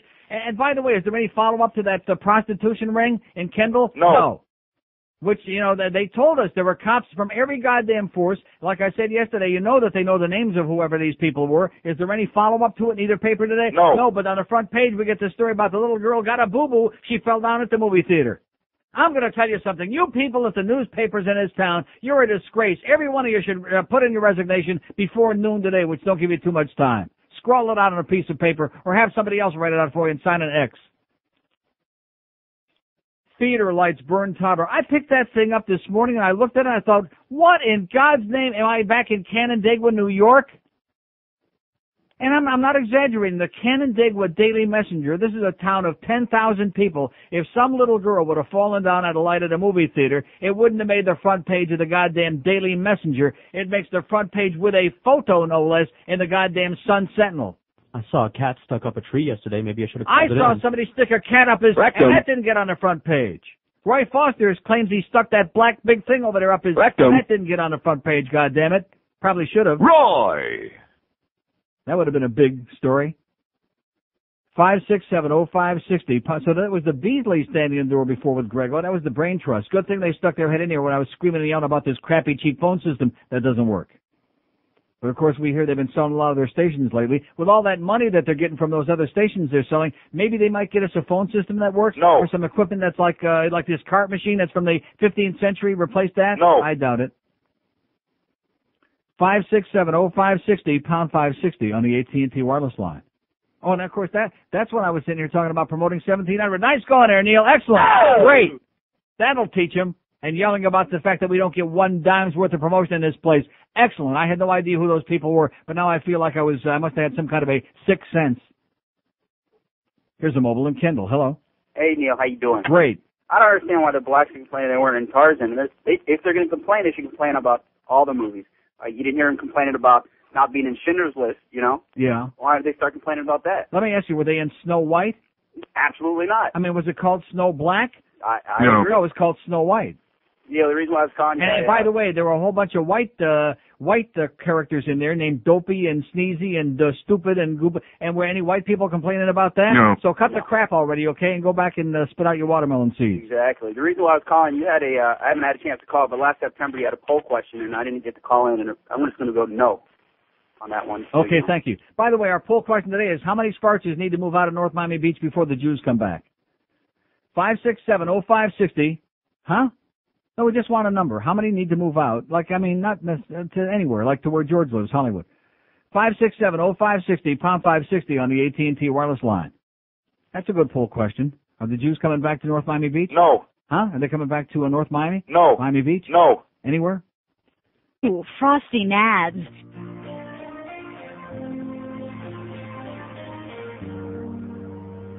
I guess you must have some 8-year-old girls want, huh? Or 10, or 11, or... Tell me that you love my eyes. Well, But I know that you keep on checking out my eyes. Don't blame you 'cause I'm very cute. Check out my breath, they're poking out my lust at you. all right. You come on to me and whisper things in my ear. And it sounds soft, but if you wanna date me, move slow. There's things about me I don't think you know. I'm underage, 17. You should be scared of me, 'cause you could go to jail if you sleep with me. If I scream, you end up praising me. She looks 25, but she's just a teen. You're 15, I bet my legs are free. Daddy called the cops last night. My breasts are perfect to see because I've had surgery. None of my skirts reach my knees, and my butt just hangs right out of my shorts. She's underage. Chelsea. You should be scared of her. Scared of me? The Rolling Stones great made her look dynamite. What a sight. She's looking mighty fine. She looks 25, but she's just a teen. Got some exciting news thanks to my close personal friend Barbara Sloan. That's for you, Barbara. That was the end for Channel 4. When they screwed over Barbara Sloan, everybody said, goodbye. Although I still watch Channel 4, and I'm not really sure why, just by default. Just to see how bad they are. Just to watch, what's her name? I can't even think of her name anymore. I just got through saying it a little while ago. Don't tell me. I won't, because I forgot. She's got that thing on her lip, that big ugly thing. What the hell is her name? Oh, man. But anyway, It'll come to me. What the hell is her name? The one on Channel 4 on the 5 o'clock news? Her name is... Somebody will call in. WQAM. QAM. Okay, get her phone. Get a real phone, okay? See, nobody even knows what her name is. WQAM Channel 4 line. Angela Ray. Thank you. See, this audience, man, there may not be too many of them out there, plus our phone system may really be screwed up because the Beasleys and Greg Reed are such a bunch of cheap bastards, but nevertheless. So Barbara Sloan faxes me this from electronic media, and this is some of the best news. And you want to know why this is great news? Because... We now join two sperm. No, that's not it. Get with it here, will you? Because what the hell just happened there? Whammy. God, it sucks. There you go. See, it was worth going through that for. By the way, do we care that OJ's having lunch right now in the Grove? No, we don't. Okay. I don't want to hear any more about frickin' OJ, okay? Screw OJ. Oh, by the way, Roy stuck his head in here. He says next time, because OJ is in town now, he wants the double-ended one. You know, the dildo that's got a head on both ends. But at any rate, well, I guess maybe then the two of them can see eye to eye. As in brown eye to brown eye. But anyway, here's the story. It says, key execs leave wacky Whammy TV. Oh, my God, wait till you hear this. This is... Whammy. God, it sucks. Could be sign that City Vision is getting blurry, it says. Despite the departure of several key executives responsible for the wacky launch of USA Network's Whammy TV, Miami company insiders insist they remain committed to Barry Diller's locally oriented programming format. Yeah, like the Munsters. That's promoted locally, right? No. Yeah. Last week, USA MASH, right? No. USA Broadcasting Executive Vice President Doug Binky, Vice President for News, Bill... That's not Binky. What is it? Binky is Mark Binky. Well, would you let me read this, please? What difference does it make if it's Binky, if it's Stinky, if it's Winky Dinky? What difference does it make? Vice President for News Bill Nodelfelder and Maddie Lesham, that's Stinky, who ran the station as editor-in-chief, were all leaving their posts. Oh! Mr. Lesham said he was moving back to Los Angeles with a banjo on his knee for family reasons, as was negotiating for a new position with USA. Something he could handle, like maybe being the attendant in the washroom. Mr. Binzak, according to the sources, was in talks with USA about backing a new production company. Mr. Nodelfelder was leaving the company because of family considerations. Maybe because of the embarrassment factor. That might have been it. Uh-huh. Some observers said the departures were a sign that USA was rethinking Cityvision, which in Miami was launched with a full slate of unfamiliar shows and gimmicks like Lips at 11. Hi. Yeah, Lips at 11. You know what she said last week? I've got 2 sets of lips. And there's still nobody watching, is what she said. A news update in which only a female announcer's mouth is on screen. It drew few viewers. It drew only George. Recently, the station has added movies and syndicated shows to its lineup to attract a measurable audience. USA has also added 2 senior executives with conventional station experience. Wow, what a concept. People that understand what a TV set is. Huh. Barry Baker, Chief Operating Officer of USA Networks, and Rick Feldman, Chief Operating Officer of USA Broadcasting. Those moves prompt observers to conclude that when USA transforms more of its stations from home shopping network programming, they'll be more in the mode of traditional independent stations rather than experiment in local programming, which was a total and dismal failure. How is Bill Dreck doing, by the way? Out loud. How's our good friend Bill Dreck? Anybody seen him? No. No. Out loud. Let's hear it for Bill Dreck. Come on, let's hear it. Oh! Most USA insiders say that the departures were mostly personal decisions and et cetera and so on. Right, yeah. And they're lying through their teeth. Because anybody with a brain knows... Whammy! God, it sucks. Right. Nice going, Maddie Lesham, you jackass. In fact, let's take a poll. Who's the bigger asshole, Maddie Lesham or Peter Bolger? There's a real tough match. Scott. In fact, let's have celebrity death match with those two on there. Oh! That's what I say. Like tonight at 10 would be good. 567-0560, pound 560 on the AT&T line. We got 1,600 open lines here. We got about 2,200 that don't work. But, hey, listen, don't mess with that because the Beasleys are in the building. You know what that means, don't you? Hopefully somebody's going to buy this joint. Here's a mobile in Miami Beach. Hello. Neil. Yes, sir. God. Long-time listener, second-time caller.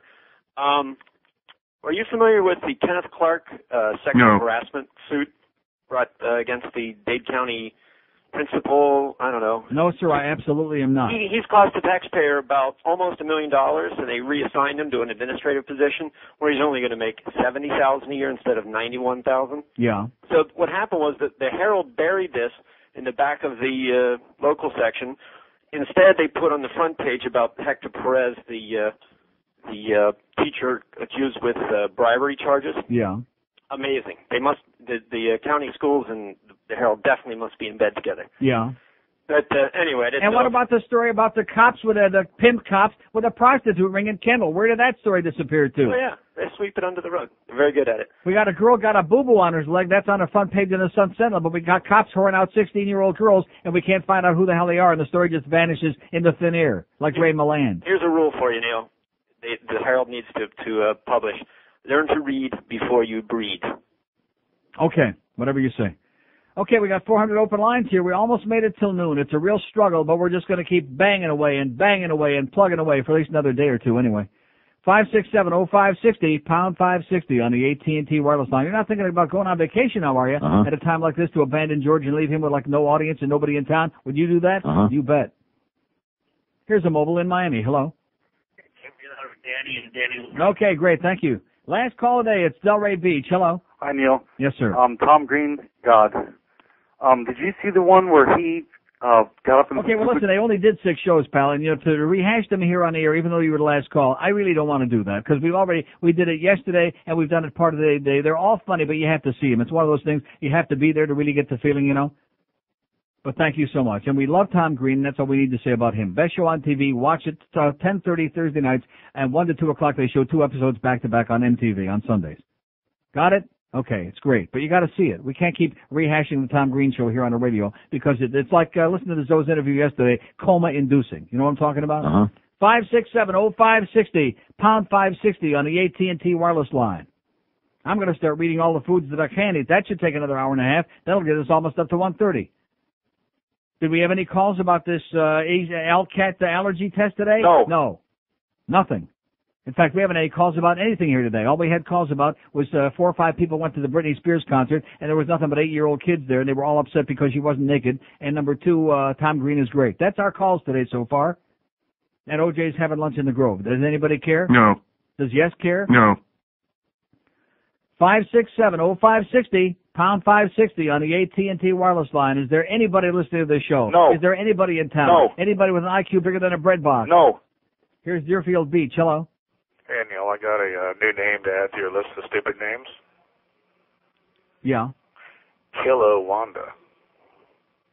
Kilowanda? Is that like killer whale? Yeah, it was in the news was in the radio or on TV, and they were interviewing this girl in a drug-infested neighborhood, and it was Kilo, K-I-L-O, Wanda. I thought you'd like that. Maybe it was Kilo. It was Kilo. Well, there you go. That's what was coming in the neighborhood was another Kilo. You better be getting it straight, mister. You just don't got your kilo right. 5-6, or maybe it was Ready Kilowatt. 567-0560, pound 560 on the AT&T wireless line. You know Ready Kilowatts out in L.A.? Here's a mobile implantation. Hello. Your show is going down. Okay, great. With a call like that, you're right, sir. It's going right in the old toilet with a voice like that. Your show is going, well, you got a sock over it and a phone, too. But thanks for listening, like I always say to assholes like you. Thanks so much for listening to the Neil Rogers Show here at 560 WQAM. See, because anybody with a brain doesn't call up a show and say, your show is going, and put a sock over it and the phone too. They go and they find something else to do that they might enjoy. But have a nice day and go back to New York, by the way, when you're finished. Or sooner, as the case may be. Here's a mobile in Fort Lauderdale. Hello. Hello, Neil. Yes, sir. You just mentioned a subject that I absolutely forgot what the hell you were talking about. But I'll mention the new sports station. You kept referring to it as Affen. Yeah. The multilingual person that I am, if you can believe it or not, Affen in German actually means monkey. Yeah. So I think that's... maybe there's some kind of a racial overtone there. You never know. Probably somebody get upset about it. Could actually be that. Well, Neil, maybe I that forgot what the hell I has called. something to do with the more testes is throughout. Okay, well, thank you anyway, sir. Ach du lieber. Auf Wiedersehen. Deutschland über alles. Oh, I'm sorry. 567-0560, pound 560. This train is now in the hands of the German police. And I said, Oi! 567-0560, pound 560 on the AT&T wireless line. You know, the guy that called yesterday that wanted me to tell him where to go in December, I'll tell you where to go right now, okay, pal? Call me up any day of the week. I'll be more than happy to tell you where to go. I mean, that was the definitive call. You know where you can go in December? Go to hell. Yeah, in November? Go to hell. Yeah, whenever you like. 567-0560. It's a workout today, boy. Even Jane Fonda never had a workout like this. 567-0560, pound 560. Like I said, let's take a poll. Should we shut QAM down from June 20th till about Labor Day? Come on, let's take a poll. I vote. Yes. Let's ask yes. What does he say? Yes says yes. Yeah. You say? George says? Oh, absolutely, yeah. Yes, that's 3 yeses so far, okay? Anybody disagree? Here's a mobile in Boca. Hello. Mobile in Boca. Yes, sir. Spy report. Okay, get you a real phone and call me back with your spy report. Sounds scintillating. Woo! Heavy duty. Come on, let's go. Let's get with it here. All 5 of you, let's go. 567-0560, pound 560 on the AT&T line. Shut it off. Yes or no? Can you handle that? Yes or no? WQAM. QAM. Hello? Yes? I want to speak to Neil. Speaking. Hi, Neil. What can we do for you, retard? Hi. Okay, thank you. See what I'm saying? There's nobody here. The only people who are here right now are the losers, including us. We're the losers. That's why everybody in this building except George is going on vacation in just a couple of days. Thank God. Thank the Lord for that. Oh, getting out of here. 4 million people, and no wonder they got it on the front page. A little girl got a boo-boo, fell down on the light at a movie theater on the front page, because that's the only exciting thing that's going on in this town. That's the most exciting thing that happened here in the last 24 hours. Besides the fact our phone system's a piece of crap and don't work. Other than that.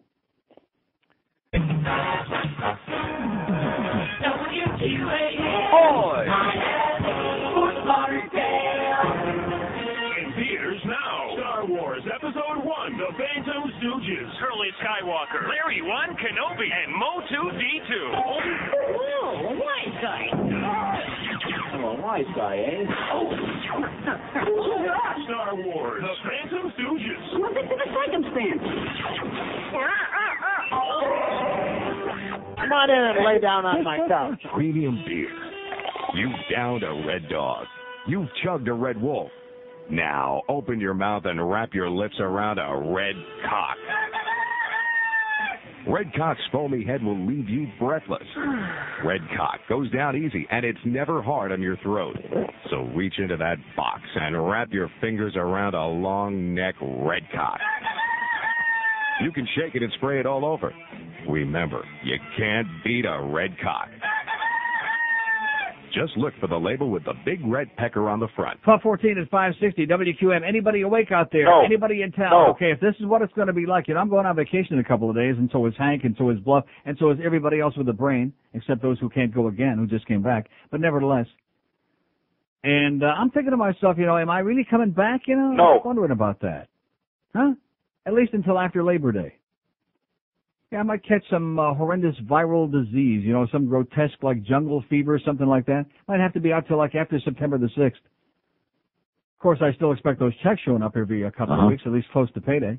567-0560, pound 560 on the mobile one line. I mean, if this is what summer is like in the Magic City, then this is hell, okay? I take back about there's no heaven and no hell, because I finally discovered what hell is all. Just a refresher course, because I go through it every year for the last 23 years, but this is a good refresher course.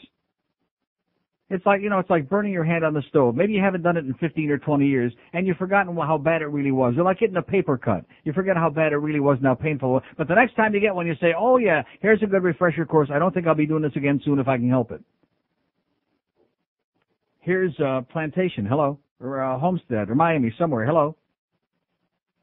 Miami. 21 minutes.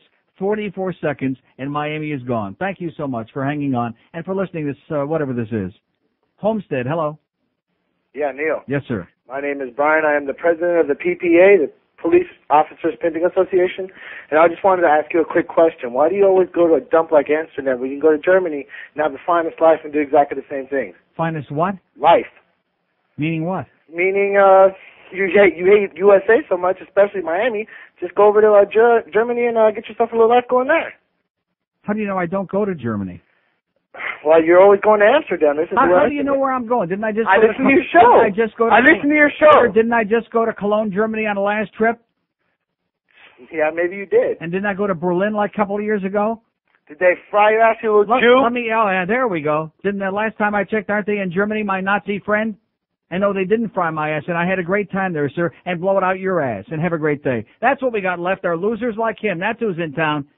Guys that couldn't get arrested in a goddamn panty raid. That's him. 567-0560, pound 560 on the mobile one line. Here's a call from Alberta. Neil God. Yes, sir. Hey, you were talking about Tom Green yesterday. Yeah. Yeah, it's a really good show. If you want, I could send you down a whole bunch of old episodes. Great. Yeah. And one other thing about French Canadians, I'm just as embarrassed as you are about them. I hate their guts, and I'm sorry. Okay, have a great day, eh? Okay, thanks. Okay, say goodbye to Theo Ferry for us, too, while you're at it. 567-0560, pound 560 on the mobile one line. 2 calls on the board.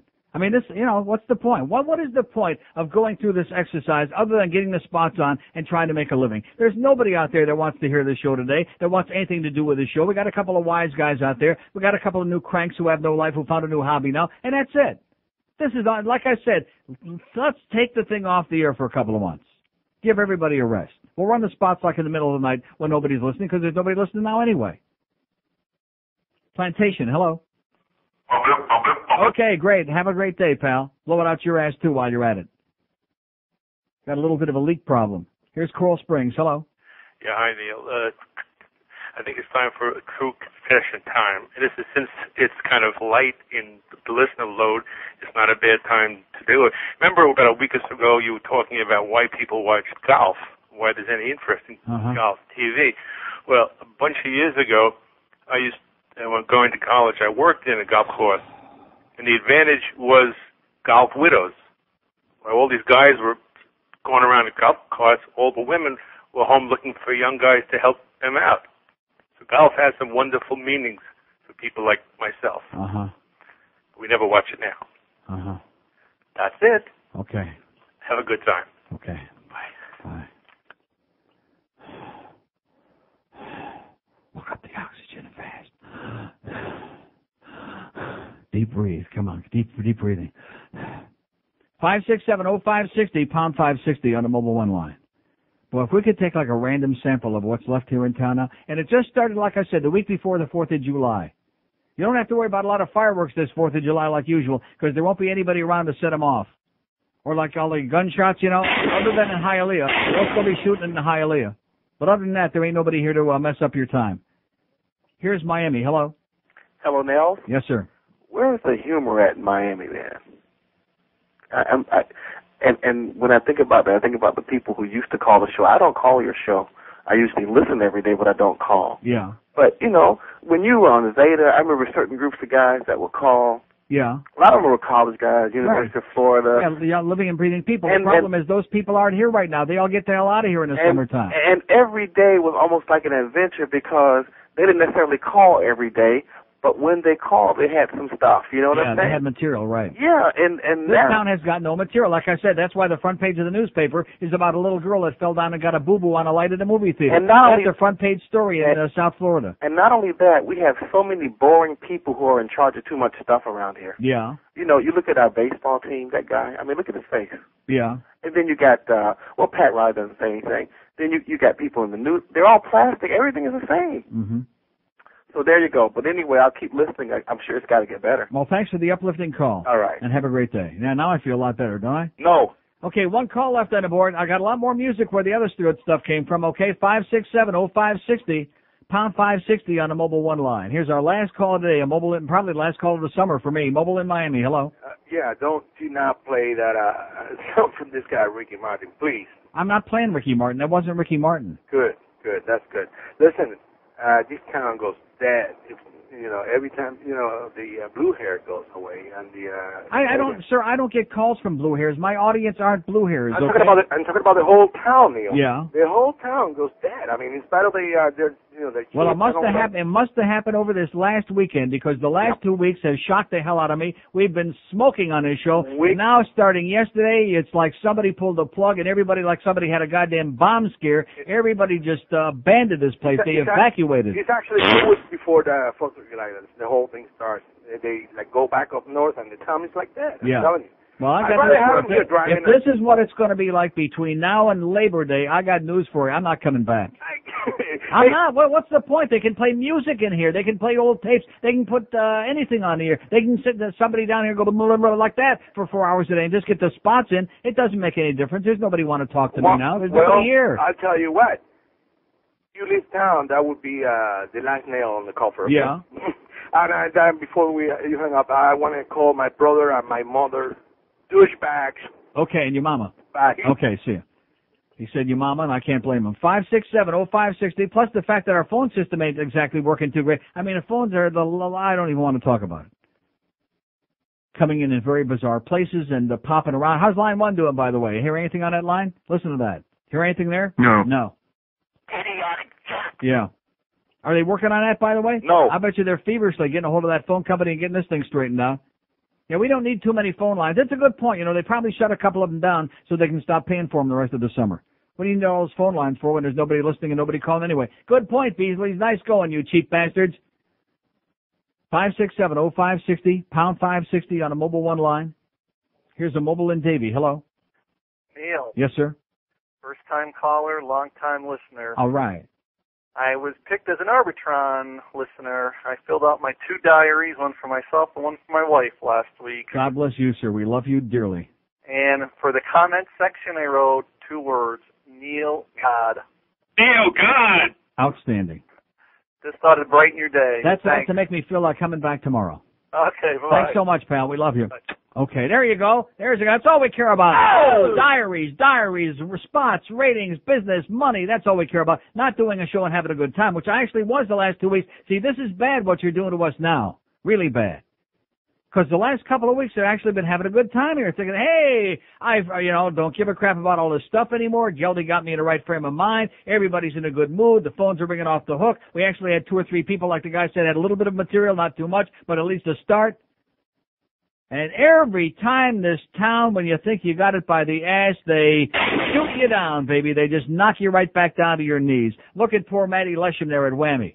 There's a guy that put some real crap on here and has to leave here between his tail, between his legs. Crap. Yeah. That, between the guy with the diaries and Matty Lesham leaving, I should be very good in the mood today, in spite of all this crap. In spite of not talking to anybody with an IQ bigger than 3, except maybe 4 or 5 today. See, that's why, I heard Hank a few days ago talking about somebody came to him and wanted to syndicate the show.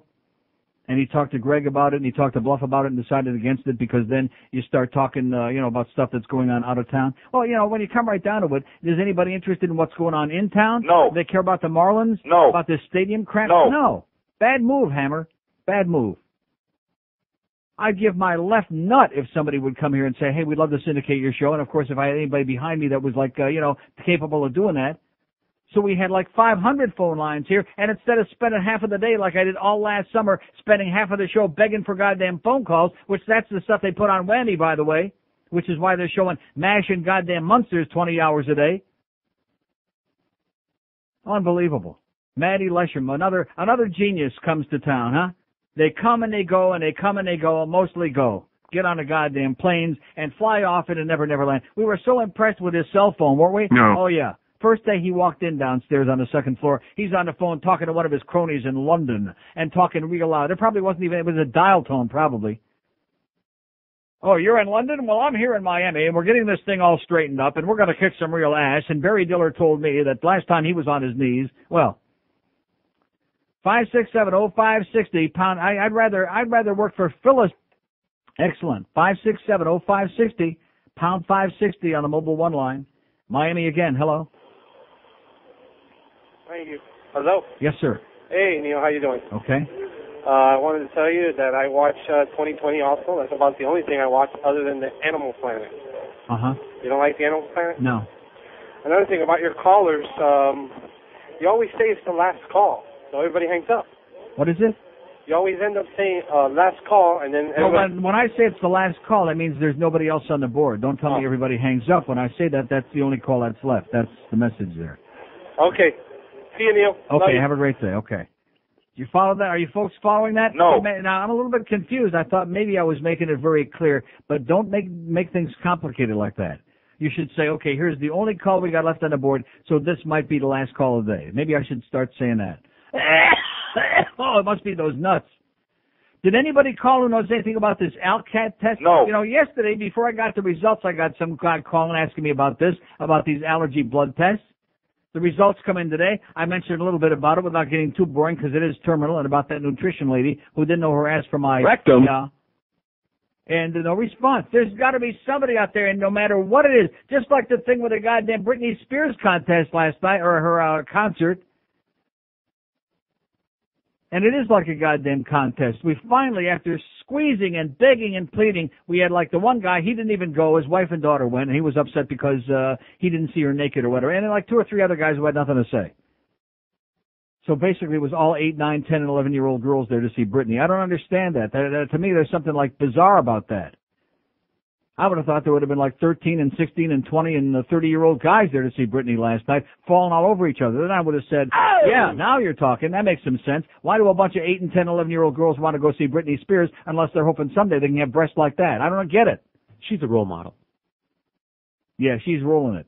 Or maybe they would just want to see if she was going to pick her shorts out of her crotch this time instead of the other chick in the video. Maybe that's what they were hoping for. I don't know. Very strange.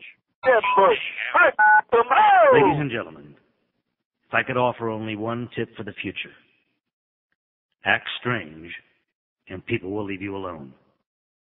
The rest of my advice has no basis more reliable than my own meandering experience. Put a slinky around your neck and try to walk downstairs backwards head first. Sit naked in a large bowl of Rice Krispies and sing Feelings while the kernels go snap, crackle, and pop. Go up to a ticket booth and try to stick your head through the hole where they say how much. Lick a stranger. Tell them you're from Bosnia and you're a country. It's a sign of respect. Take lots of pills. One of them might work. Occasionally ask a stranger if they've heard anything from Lewis. Be annoying. During an IRS audit, staple the guy's hand to his desk. Moon a funeral. Play go fetch with a seeing-eye dog while he's working. Run naked through a mall yelling, "Killer bees! Killer bees!" Say the word titty without smiling. Try to figure out who said Pauly Shore should star in movies. Don't be surprised if it's the same guy who said John Gacy should work with kids. Ask an old lady if you can carry her groceries, then try to make a run for it. Disappear for great lengths of time. Try to touch your forehead with your tongue. It may not work, but many women will appreciate the effort. At a high school reunion, tell your old English teacher that your dog's still eating your homework. Ask Mark McGuire if he'll take $1 million for one of his balls. Try to find the secret to Carrot Top's success. Understand your conception was an accident, that your parents got wasted and wanted a few more laughs before they passed out. Try not to lose your finger in your nose. Pick up Bob Costas and toss him on the lawn next door. Go on a car trip with Bob Costas and force him to stay in his car seat.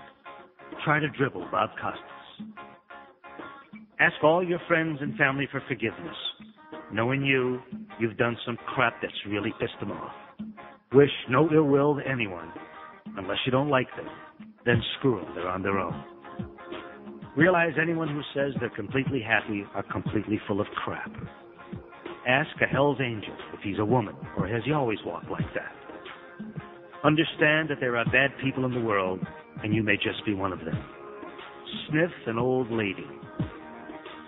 Imagine Gomer Pyle in a gay bar trying to get lucky. Do this without laughing. Find what's left of your innocence. Understand it, embrace it, protect it, and every so often, take it out for a nice nosh. Care enough not to care. Hum while you eat. Act strange, and people will leave you alone. All right. 12:35 at 560 WQAM. By the way, speaking of acting strange, it's not just this show. It's yesterday I go to Publix, and I walk in there, and there's a woman, an old woman, and she's like going over to grab a cart. I had just taken my cart, and I'm like walking toward the inside entrance, and she's like mumbling, and I realize she's like mumbling at me, and I look, and she's not talking to me. She's like mumbling. In other words, loud enough. No, well, not quite like that, but she's like saying things, but like not loud enough for me to hear it, but like loud enough for me to know that she's talking. You know what I'm saying? Like everybody is strange, whoever is left here. Maybe they're just all psychotic because everybody, abandoned us. I know that's how I feel. Oh, line 1 just rang? Oh, my God, the phone companies finally came in here. Let me ask you something. Why do we need, not that we don't like our friends at the phone company, at least the ones that aren't screwing with our phone lines, but why is it that they have to come in here like every few days? I mean, I've only been doing this for 172 years. This is the only station I've ever worked at where the phone company has to keep coming back like every half an hour because the phone keeps crapping out. Look at that. Now that the phone is fixed, punch what? up line 5, see what happens. Line 5 is working? Oh, my God. How do you like that? Now, let me just mention this about the Alcat test in case anybody cares, which I doubt. One of the things I'm allergic to on here is aspartame. Is there anybody who drinks more diet soda in the world than I do? No. Not anymore. Maybe me. I'm allergic to aspartame. And I've read that in fact, even on the Atkins, one of the things he says that's an impediment if you have an allergic reaction to aspartame is aspartame, NutraSweet, okay, and all those diet sodas. So stick with your Soleil water, baby. Stick with your Soleil and Perrier and anything else that ends in A. How do you like that? We finally got the phone fixed here, for Christ's sakes. But, you made an excellent point. I don't want to start ripping them too much, but they deserve it because they're such a bunch of bumforks there on that morning show, such a bunch of pussies. Like today, the morning that the music was banging from Power 96, and they didn't have the cojones to complain about it because they're a bunch of pansies that are afraid of their own goddamn backside, especially that Beefo. In fact, I bet you that was his mother, Betty, at the store last night. No, I bet you it was. I bet you that was Betty that I signed that nice card to. Oh, you miserable son of a bitch, you're always saying those bad things. That's probably what she was saying. Because before I saw her. So anyway, yeah, Beefo don't have the balls. So when the phones are screwed up like this, you see if the morning people, if they actually would ever get a phone call, which they don't, but if they get more than like one call at a time and maybe check the lines to see if they're working like we do, because even as slow as it is right now in the death days of hell in the summertime here in Hades, we know that every now and then you better check the goddamn lines because this is a horseball phone system and a horseball phone company. And did they do that in the morning? No. See, because then, if they did that, then it might get fixed in time for like somebody else. And God forbid we should do that because then O'Neill won't have so much good material. Here's a mobile in Delray Beach. Oh, and then look at that. And there's line 6 doing the line. That's the old line 8 routine. It just moved over to line 6. So just when you count your phone lines before they hatch, line 6 is all screwed up. I'm going to tell you something. You people of the phone company, man, you're a joke. And let's have a contest. Who's worse, the cable people or the phone people? Who's more inept? Just when we thought, look at that. You don't even go to a dial tone out line 6. I just need that over here. Air raid.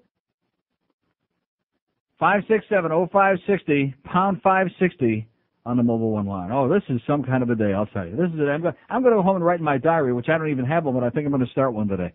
I'm going to go home and write in my little diary a few notes and say, Dear Diary. Oh, what is it? Oh, woo! And you know something? And the best part of it is, that's one of the better calls we've had all day. Oh! 21 before 1 at 560 WQAM. You're not ready for competition station, I'll tell you that, baby. Decriminalize pot in Florida.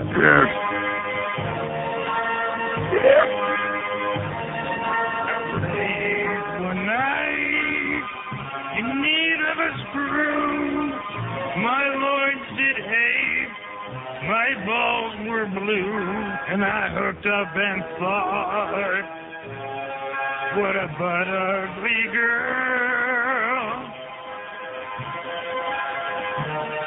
I see thighs of cheese and tasty rice, a face a mosquito would dare not bite, and I think to myself, what a butt ugly girl. By now I've drank a lot, and I'm feeling pretty high. I've got to find a date, 'cause lately it's been dry. I reach out with my hand, saying, how do you do?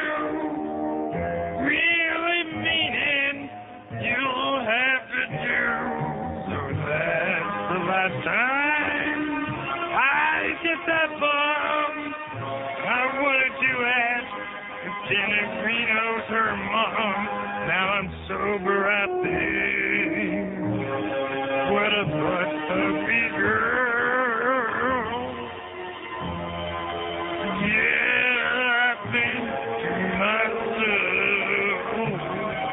what a butt-ugly girl. 12:45 and 560 WQAM. Hank Goldberg in the studio at 2 o'clock this afternoon. Then we got Donnie B talking a little baseball before the Marlins lose to the Mets again tonight before another paltry crowd. And then we got Orlando Alzagiri at 10 for Eddie K, because that'll make Barry Jackass feel better. We got some spick on here at 10 o'clock tonight. Okay, here's a Mobile and Sunrise. Hello. Hello, Neil? Yes, sir. Hey, how you doing? Okay. First time caller. I just called to say I really like the show. And if you want to see a good Tom Green one, you got to see the one where he films himself getting drunk. Did you see that one? No. Oh, when he starts puking all over the Well, place. the guy from Alberta said he's got them all on tape, so he's going to send me the video. Good. You'll love it. It's really funny. Tom Green's the best, baby. Yeah. See ya. All right, well, it was good talking to you. Okay. Bye-bye. By the way, I forgot to mention this from Jose Lambeat, who at least didn't mention Ricky Martin again today. No, he did mention Britney Spears, though, but forget about her. That's only for the 8 and 10-year-old girls, I guess. He says Fort Lauderdale sex biz is on life support. Says City of Fort Lauderdale 1, sex industry 0 is what it says. An appeals court has allowed the city to ban one of its longest traditions, the friction dance. Illegal in Fort Lauderdale. Oh! There you go. Leggy strippers rubbing themselves all over bar patrons for $20 tips are going the way of the drunken spring breaker, long gone. Strippers now have to stay at least 4 feet away from customers unless fully dressed. The ruling also takes away a strip bar staple, slipping money in garter belts, underwears, and bras. No more in Fort Lauderdale. As for the dancing, it's to be confined to a stage at least 18 inches high. Everybody's going to be partying in Oakland Park now, said sex industry lawyer James Benjamin, referring to the fact that that's just about anything still goes there for the time being. The court upheld the 96 Lauderdale ordinance that regulates strip clubs. It was challenged by the owners of the beachside club Gum Wrappers. Of course, the joint lawyers will appeal the appeal, focusing on the ordinance's weird details, like banning erections in adult establishments that serve alcohol. Of course, if you drink enough alcohol, you can't get an erection anyway, so maybe that's the idea. Banning erections in adult establishments that serve alcohol. How can you ban erections, said Gum Wrappers lawyer Richard Dick Rosenbaum. That's what Dick said. How do you like that? And everybody kind of sits back and goes, yeah. 567-0560, pound 560 on the mobile one line. We got some of our lines working. Now, what's all that business going on here back and forth? What is that? That's stuff relaying what's going on with the phones. And what is going on with the phones? There's one line that apparently isn't working, and all the rest of them are. Line 7. You're going to get the feedback, but otherwise... like I said, sounds like a dial tone to me on line 7. I don't get no feedback. How about line 5? We got feedback on 5? No. How about 1? We got feedback on 1? No. You don't know what he's talking about. How about 8? What? We got what about 8? How about line 8? No. Oh. That's an old problem. That's from the first day we came up here. That's nothing new. That's an old problem. If I was somebody out there with a position of authority, I'd get one of those goddamn big horse whips like they use at Pompano Park, and I'd whip the crap out of these guys from the phone company, even though it's probably not their goddamn fault, and beat the crap out of somebody and say it's about frickin' time, since we're paying for this service and we're supposed to be a frickin' talk radio station, that we get a phone system here where the phone lines work. Wouldn't that be nice, huh? Like I've told you over and over again for the last 500 years, just once in my life to work for somebody where they really try to make an effort to do something for you, to give you something that works. Not that I care, you do understand that. I don't give a shit anymore. That's right. Keep that in mind at all times, but I'm just, venting a little bit. Just once it would be nice. Here's Miami. Hello. Okay, thanks. That was cute. Mobile in Fort Myers. Hello. Hey, Neil, how you doing this afternoon? Okay, sir. Hey, I was calling to ask, and I've been in and out of my truck today. I didn't hear you talk about the young lady or the elderly lady that over the last 20 years, she suffocated 8 of her children. And she's not getting any jail time either, by the way. And she's going to get probation. 20 Right. years probation. Can you believe She only that? murdered 8 of her kids and then lied about it, and then finally said, well, I guess I must have been crazy. And they said, okay. Unbelievable, but you smoke one joint and you're going to jail. That's right. You got it, man. All right, Neil. I'll talk to you later. Okay, squeeze it tight in your passport, too. 567-0560, pound 560 on the mobile one line. Here's Cooper City. Hello. Neil, God. Yes, sir. How you doing? Okay. I had 2 questions for you. One, Who's better looking, Ricky Martin or Julio Iglesias? Julio Iglesias? Or Enrique, excuse me. Enrique, I've got news for you. Ricky couldn't lick Enrique's rectum. I bet you he'd love to. All right, next question. What do you think the top 5 best-looking male athletes are? I don't know. Who do you think the top 5 male athletes are, sir? No, I'm asking you. I don't know. Who do you think they are? Well, let's see. That Philippoussis kid's pretty good looking. Mark Philippoussis, good choice, yeah? Yeah. Patrick Rafter. No, wrong. Grotesque. How about Pablo Bore? Yeah, he's okay. Yeah, he's all right. He's all right. Who do you think? He ain't no Aaron Gavey, I'll tell you that. Who's that? Okay. 567-0560, pound 560 on a mobile one line. Who's that? Oh, I'm sorry, I mentioned a hockey player. See, you mentioned Pavel Bure, so I thought he might know a little something. Is he? No. No. Of course not. See, you're getting carried away again. Although at least he knew who Pavel Bure was. See, the tip-off on this town, by the way, is, a year ago, it must have been right around this time, a little over a year ago, I came back from vacation. While I was on vacation, I'm reading breathlessly that the Panthers just signed Pavel Bure, the most exciting hockey player in the world. And I'm all psyched, and I'm thinking, boy, I can't wait to get back on the air, how unusual that is, and talk about this a little bit, because the town's really going to be all whipped up about this. I come back on the air, and I'm talking about that. Was there any response? No. Who's that? That Bore guy. Well, how do you pronounce that? Who's that? Oh, my God almighty. But they sure know their golf. 567-0560, pound 560 on the mobile one line. We got a few lines working now. Now that it's working too good. Here's Delray Beach. Hello. Hello. Yes, sir. Yes. Yes? Yeah, our police force is a breeding ground for criminal activity, and I have a UF degree in sociology. I've done numerous ride-alongs, and I like to talk to Neil about it. I'd like to talk to Neil about what? Just about what they need to do to these police officers and so on and so forth. Well, what do they need to do? What It's like police this. officer? Okay, look, first of all, it takes a certain type of person to become a cop. Okay, when these Yeah. people group together, they go beyond what they would normally do due to their group influence, okay? That makes our police force a breeding ground for criminal activity. So in other words, you're like an amateur sociologist? Is that what you're saying? Well, I have a degree in it, but I won't do sociology because this system in sociology is built to fail. And this just shows an example right here, okay? Yeah. Okay, so what you have is street-smart criminals with a badge and gun and personality disorders, okay? Yeah. So the best thing that you can basically do is you have to give every cop a lie detector test and ask every possible question. They say they do this, but they lie once again. See, they're the They liars, say they do and what? they're the criminals. They say they do what? They say that they give lie detector tests Uh-huh. to every police officer, okay? Yeah. And I'm telling you, this is a lie, and so on and so forth. So what they say But is lie. but they ask them the wrong questions, like, did you like the donuts at Circle Yeah, K exactly. this That's morning? what they ask them. Did you make sure the coffee was right. fresh at 7-Eleven on the corner of Plantation, whatever? And that's it. And there are cops. They're supposed to protect us. So what we have is a bunch of criminals protecting us, okay, and all the way up to the top one because, look, it takes one apple to make many bad apples, okay, because they're socialized into doing Takes this. one apple to make a lot of road apples, right? Okay, well, listen, sir, thank you so much for your amateur sociology lesson, and I'll see you somewhere else, evidently. Because it's hopeless here is what he said. Is it hopeless here? That's what he said. 567-0560, pound 560 on the mobile one line. Anybody understand what he was talking about? No. No. Here's Fort Lauderdale. Hello. You? Yes?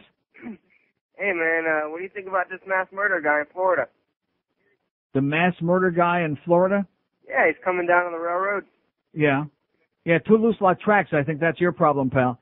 567-0560, pound 560 on the mobile one line. Here's a mobile in Plantation. Hello. Neil, Yes, sir.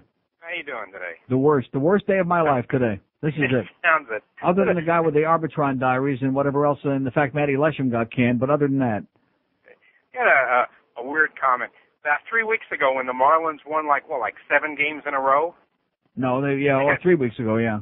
they had like that little spurt. There were actually people calling the sports station saying that the team has turned around. Oh, yeah. And if they just keep on Yeah, they this, turned around and they showed us their rectum. Uh-huh. there was actually one guy that called that says they actually have a chance for the playoffs. Right. They just keep going the way they're going. Right. These people don't see anything what's Sir, going on. let me tell you something about baseball. This is the reason that baseball is dead as a doornail. And the fact is that when you have a 162-game schedule and you've got 650 teams and only like 6 of them are going to make the playoffs or whatever the number is, what's the point? What difference does it make? I mean, when you get to this time of the year when it's almost the 1st of July and 95% of the teams are already statistically eliminated or might as well be, then why should anybody show up? The whole thing is a farce. It's a farce. But I think we should vote for a penny sales tax so we can build the stadium downtown. No, I think we should build for pay a penny sales tax so we can put them on a bus and send them someplace else. All right. See ya. 5, 6, and put Mayor Penis on the bus too, by the way. Oh! We'll see ya, Alex. You phony bastard. 567-0560, pound 560 on the mobile one line. Just keep giving those numbers out. That'll kill some good time. Let me say it again. 567. Here's a mobile in Fort Lauderdale. Hello. Neil. Yes, sir. Hey, I know it doesn't sound like you're having a great day, but I just wanted to give you something to lighten a little chuckle, lighten the moment a little. I'm having a great day?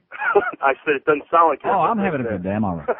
I don't know if you haven't seen the paper on Sunday. This place. I despise it. I want to puke all over this counter. Go ahead. I'm sorry. That's all right. In the paper on Sunday, our wonderful coach of the Panthers, did you happen to see where after they're talking about signing this check kid? But anyway, about not speaking their language. Exactly, where the only I'm glad you reminded me, sir. Terry Murray, you continue to be an asshole. You know, one of the reasons that the Penguins did so well, they had the Czechoslovakian, they had Robert Lang, and they had Yager, and they had Straka. And the fact that guys who are from other countries can speak in their native language is a very good asset to them and helps the little camaraderie on the team and so on. And Terry Murray all of a sudden is going to be Mr. Maybe he's hung out in Miami too long. He's all upset about bilingualism now. And they're all going to speak English on the bench or, he's going to do whatever. Another one's a little first grade rule. Another one of his ding-dong school deals. Terry Murray, get on the same bus with Mayor Penis. Get out of here, Terry. You suck. Don't be late for the bus and don't speak anything but English. Right. See you, Neil. And have a great day. You too. Thank you so much for reminding me about that. Yeah. Our little kindergarten teacher there, Terry Murray, who's masquerading as a hockey coach. Oh, yeah, they're all going to speak English on the bench, or I'm going to give them what for. Yeah. What for this? 567-0560, pound 560 on a mobile one line. We got 1,600 open lines that are actually working now. We're waiting for you. We're waiting, aren't we? Uh-huh. WQAM, Miami, Fort Lauderdale. It's the 1 to 2 hour.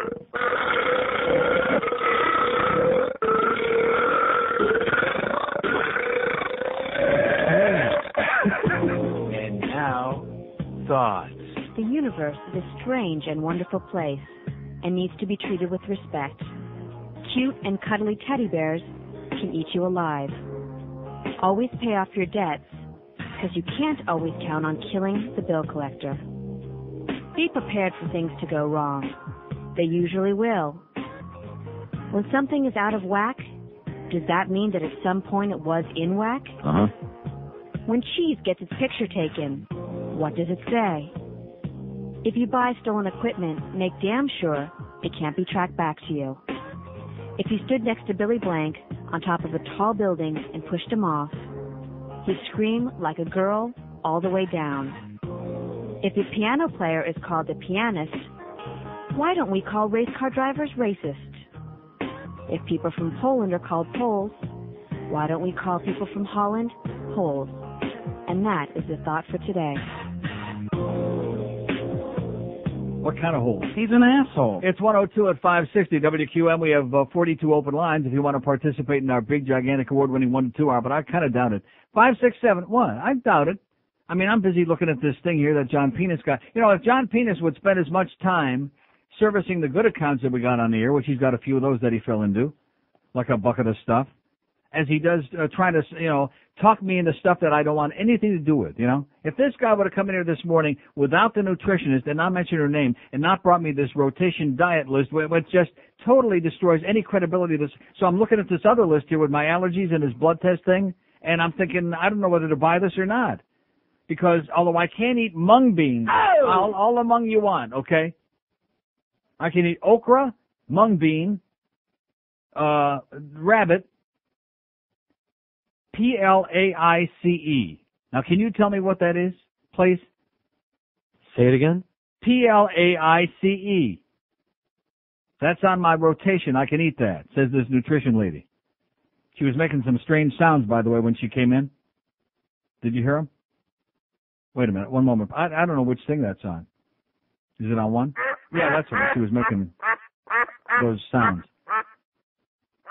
Nice going, John Penis, you idiot.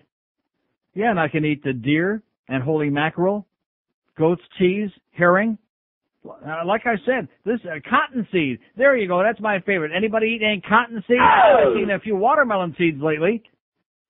But I've seen Johnny Appleseed, but I ain't never eaten no cottonseed. Anybody in this audience ever eat cottonseed? Maybe that's your problem. Maybe you're allergic to it. God almighty, where does he find these people? Where does our sales department find these people? And when does somebody in this building, is it going to be the program director, the general manager, one of the 15 sales managers? When does somebody in this building finally take the bull by the horns with this out-of-control sales department? I realize you're spending every waking minute of the day trying to sell a bunch of cheap spots on those Marlins games to try to cut into that enormous multi-million-dollar loss that Greg Reed has got locked around your neck like an albatross. I understand that, but God, when does somebody in this building say, oh my God, this is a pile of crap we got here? There's nobody servicing any of these accounts. When is that ever going to happen? No. Not that I want to get started again, you understand that, but it's embarrassing, it's humiliating, it's degrading, it's just degenerating to a point, and they're just too stupid to understand it. They're walking around going like that. Yeah. Place is a kind of fish, apparently. Oh, it's a kind of fish. Well, you know something, first of all, I don't eat any fish, but number two, when something is on the list that you don't even know what it is, it indicates to me it's full of crap.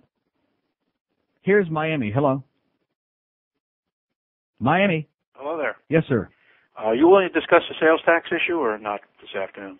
Which sales tax? The one they're proposing here in Dade County, the extra penny. Yeah.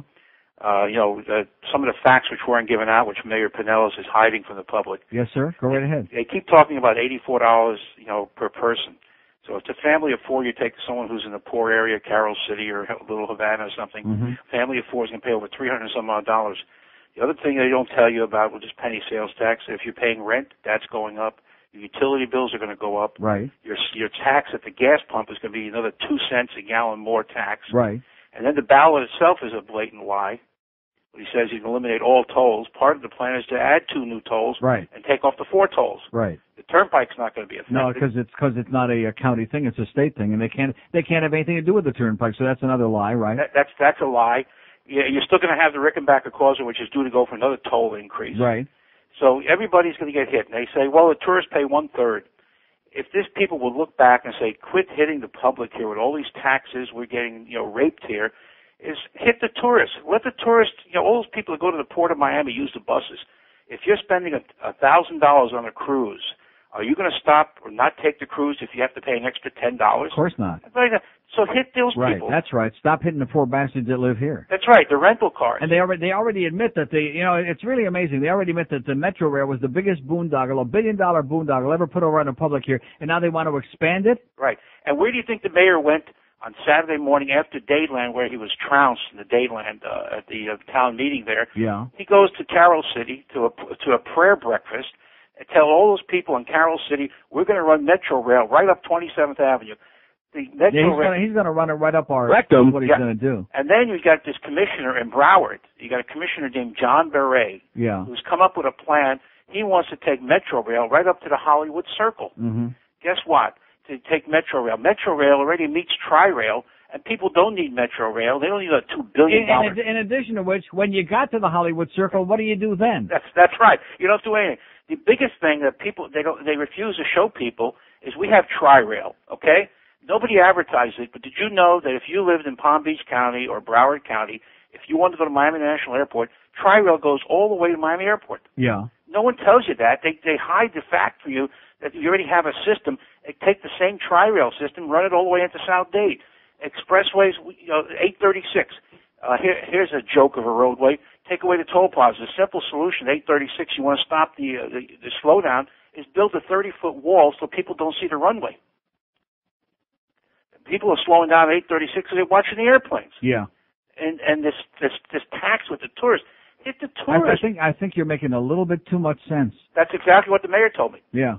I mean, there's so much. Just say no to Alex Penis, sir. That's our motto. Just say no. When do you hear this? Here's the biggest joke. In closing, yes. Yeah, they spent $15 million for a busway in South Dade. Mm-hmm. I asked the mayor on Friday night, Mr. Mayor, if I want to take the bus, where do I park my car? Well, we don't have any parking lots for the busway. This is the planning, and you want to give these people, these idiots, another penny? Not me. Not anybody with a brain that lives that ever even comes into Dade County. Vote no. Okay, thank you, sir. Have a God good bless one. you. God bless you. Keep it up, pal. There's a guy that's fighting the good fight. Thank God for him. And Richard Friedman with that bad haircut. Thank God we got a couple of people down here that aren't like ostriches with their head on the sand. They built $1 billion boondoggle for the benefit of the downtown power structure in the Herald, and now they want to expand it. The same asshole that was here before, Merritt Steerheim, comes together with this Mayor Penis, who never met a corrupt deal that he didn't all of a sudden get enchanted with, whether it was from Mickey Harrison or Merritt Steerheim or whoever the hell it was. And now in the middle of the summer on a Thursday, they're going to try to put over a phony fixed election again so they can put one over on the public here and raise the taxes again. And the promise is, oh, well, you're going to take the tolls off, and they're only going to take them off from 4 goddamn expressways temporarily before they added on 2 more expressways in 5 years, and it has nothing to do with the tolls that most of us pay, which is on the turnpike, which is a state toll.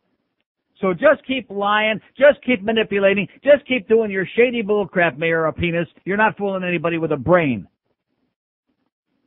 God. 10 minutes after, thank you, sir. God bless you. 10 minutes after 1 at 560 QAM. This station stands for nothing. Welcome to the Rude Restaurant. Kimberly, party of 2, your table is ready. What? Wait a minute. We were here way before them. Why did they get the table? Please, sir, this gentleman's date is far better looking than yours. Who wants to look at that? The restaurant that's not afraid to let you know what they think or do what they want. Table 12 has been looking at me funny all night. Shall I? Please. It's the Rude Restaurant. 20% gratuity already included, but the service sucked. Yeah, screw you too. The restaurant you've probably already been to, but just didn't know it. The Rude Restaurant. Goddamn fucking idiot. Okay, 115 at 560 WQM. We got 16 open lines in Dade, 48 in Broward, 122 in Palm Beach, 15 on the West Coast in Fort Myers, and 177 in Tampa. 567-0560, pound 560 on the AT&T wireless line. Here's a lady mobile in Hollywood. Hello. Hello? Yes, ma'am. Hi, I heard my mom told me that you were talking about Yes before from Road Rules. Yes. I love him. I know everything about him. If you want Okay. to know anything. He's Is half Thai, half Is white. he circumcised? Very, very, very much so. He is? Yes. Well, if he's half Thai, I I'm mean... 17, you know. Right. Okay. Well, what does that mean? I mean, if you're 17, you can certainly know if he's I'm circumcised. innocent. Yeah, okay. So, okay, we won't go below the belt, okay? We'll stay above the waist. And his mom was a stripper. Yeah. Well, like I said, we better go back below the belt again. Yeah. He lives in North Carolina and he goes to Berkeley. Yeah. He's majoring in How come civil he wears that little earring in his right ear, by the way? because it's cute. Okay. Are you And- are you positive? I'm positive. You're sure he's not a switch hitter, maybe? No. Okay. We're gonna get married You're going to get married? to Yes. Uh-huh. We are getting, like the whole town is getting married to Yes. Is that what you're saying? No, just me. Uh-huh. You don't Okay. believe that? No. It's true. I'll invite you to the wedding. You're what? I'll invite you to the wedding. Okay, well, give me the date. What's the date going to be? I don't know. I'll call you sooner to that. You're working on it? Yes. I bet you are. Okay, sweetheart. Yes. Okay, good luck. Yes. Yes. Just say No. 2. Yes. 5, 6, 7. Okay, see, there you go. Now, I can understand a 17-year-old girl. He's not too bad. I mean, he's all right. She can have him. But I can understand that. I can't understand little girls who are all whipped up. I should have asked her about Britney Spears. And I'm sure she's probably got no interest at all in Britney Spears or those big fake boobs or any of that stuff. And I still say if there was like a bunch of young guys there at that concert last night, then we could understand the whole thing. And now they're starting to drill and make a lot of noise again over here next door. We finally got a couple of phone lines working. We finally got a little bit of response, got the show back together just a little bit to hopefully finish out the last hour. And now they're drilling and they're sawing, and they got the goddamn roto-rooter going under our ass and sticking it in our... Rectum. Oh, man, this place. Let me out of here, please. Please. 5670560 as the Greg Reed construction project continues on and on and on and on. When it stops, nobody knows. This project's been going on since before goddamn Mohammed was a baby. Here's a mobile in Pembroke Pines. Hello. Hey, Neil. I just wanted to quickly mention to you, I don't know if you knew that about that girl that fell on that light. It was actually on the morning news this morning. I saw it this morning. I saw it.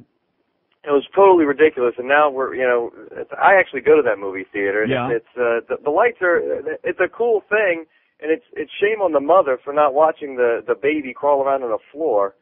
That's probably not clean. And Right. then, Well, not only that, but her daughter's cousin or whoever the hell it was, they were playing around, and she bumped into her and knocked her out of this light, which she had no business being near it in the first place, and bruised her. She got a skin blister on her left calf. Oh, boy, poor baby. And this story makes it on the morning news this morning in this hokey yokel town of ours, and makes it on the front page in the Sun Sentinel. It just goes to show you that there's no real news in this town. It's like holding up a goddamn billboard, putting a big sign up saying, this town is so dead that this is front page news here? It's irritating. Sir, there are towns of 500 people where this story wouldn't have made the front page. I figured I wasn't sure if you'd seen it on the morning news there. I saw it. Channel 4 spent about 20 minutes on it, interviewing the mother and wringing their hands and gnashing and showing the light and the manager and this one and that one. Like this was the biggest thing we got to worry about. Like the guy before says, both counties are trying to stick a goddamn extra penny sales tax over on the public and pull a fast one. We got cops running horror rings with underage girls, and the newspapers and the TV stations, they're worried about a little girl falls down and gets a boo-boo. Did they? I wasn't able to actually hear them speak, but did they speak English? Yes, they spoke one or two words. She said I got hurt. See, and have a great day. See, now you're getting all bent out of shape because you think, well, their name is Liz Moriartis. Okay, your people. I don't know where the hell they came from, and what difference does it make? Emily Moriartis. I was emotionless. I wasn't getting bent out of shape.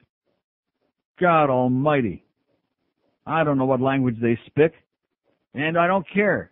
And I don't wish your little girl any ill, but don't make a big song and a dance and a big project out of it. It's not a news story. If it was in Manchester, New York, I'm sure if it was Onico, which is some little horseball town, if it was in Two-Egg, Florida, I think there's like 7 people live in Two-Egg, this wouldn't make the newspaper. And it's on the front page, and the reason being is that we've noticed here yesterday and again today even worse, this town is so dead, everybody with more than $5 has vacated this town. Everybody who had possibly any ability to get out of here, starting this last weekend, they made a beeline out of this place.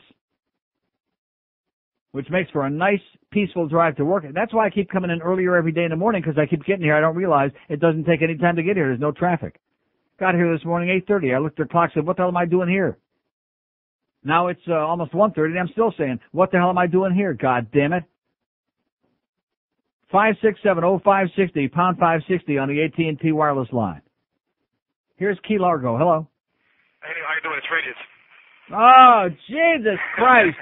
Oh, God. Ah! I got some information. No, I can't stand it. How about the chick from Kendall?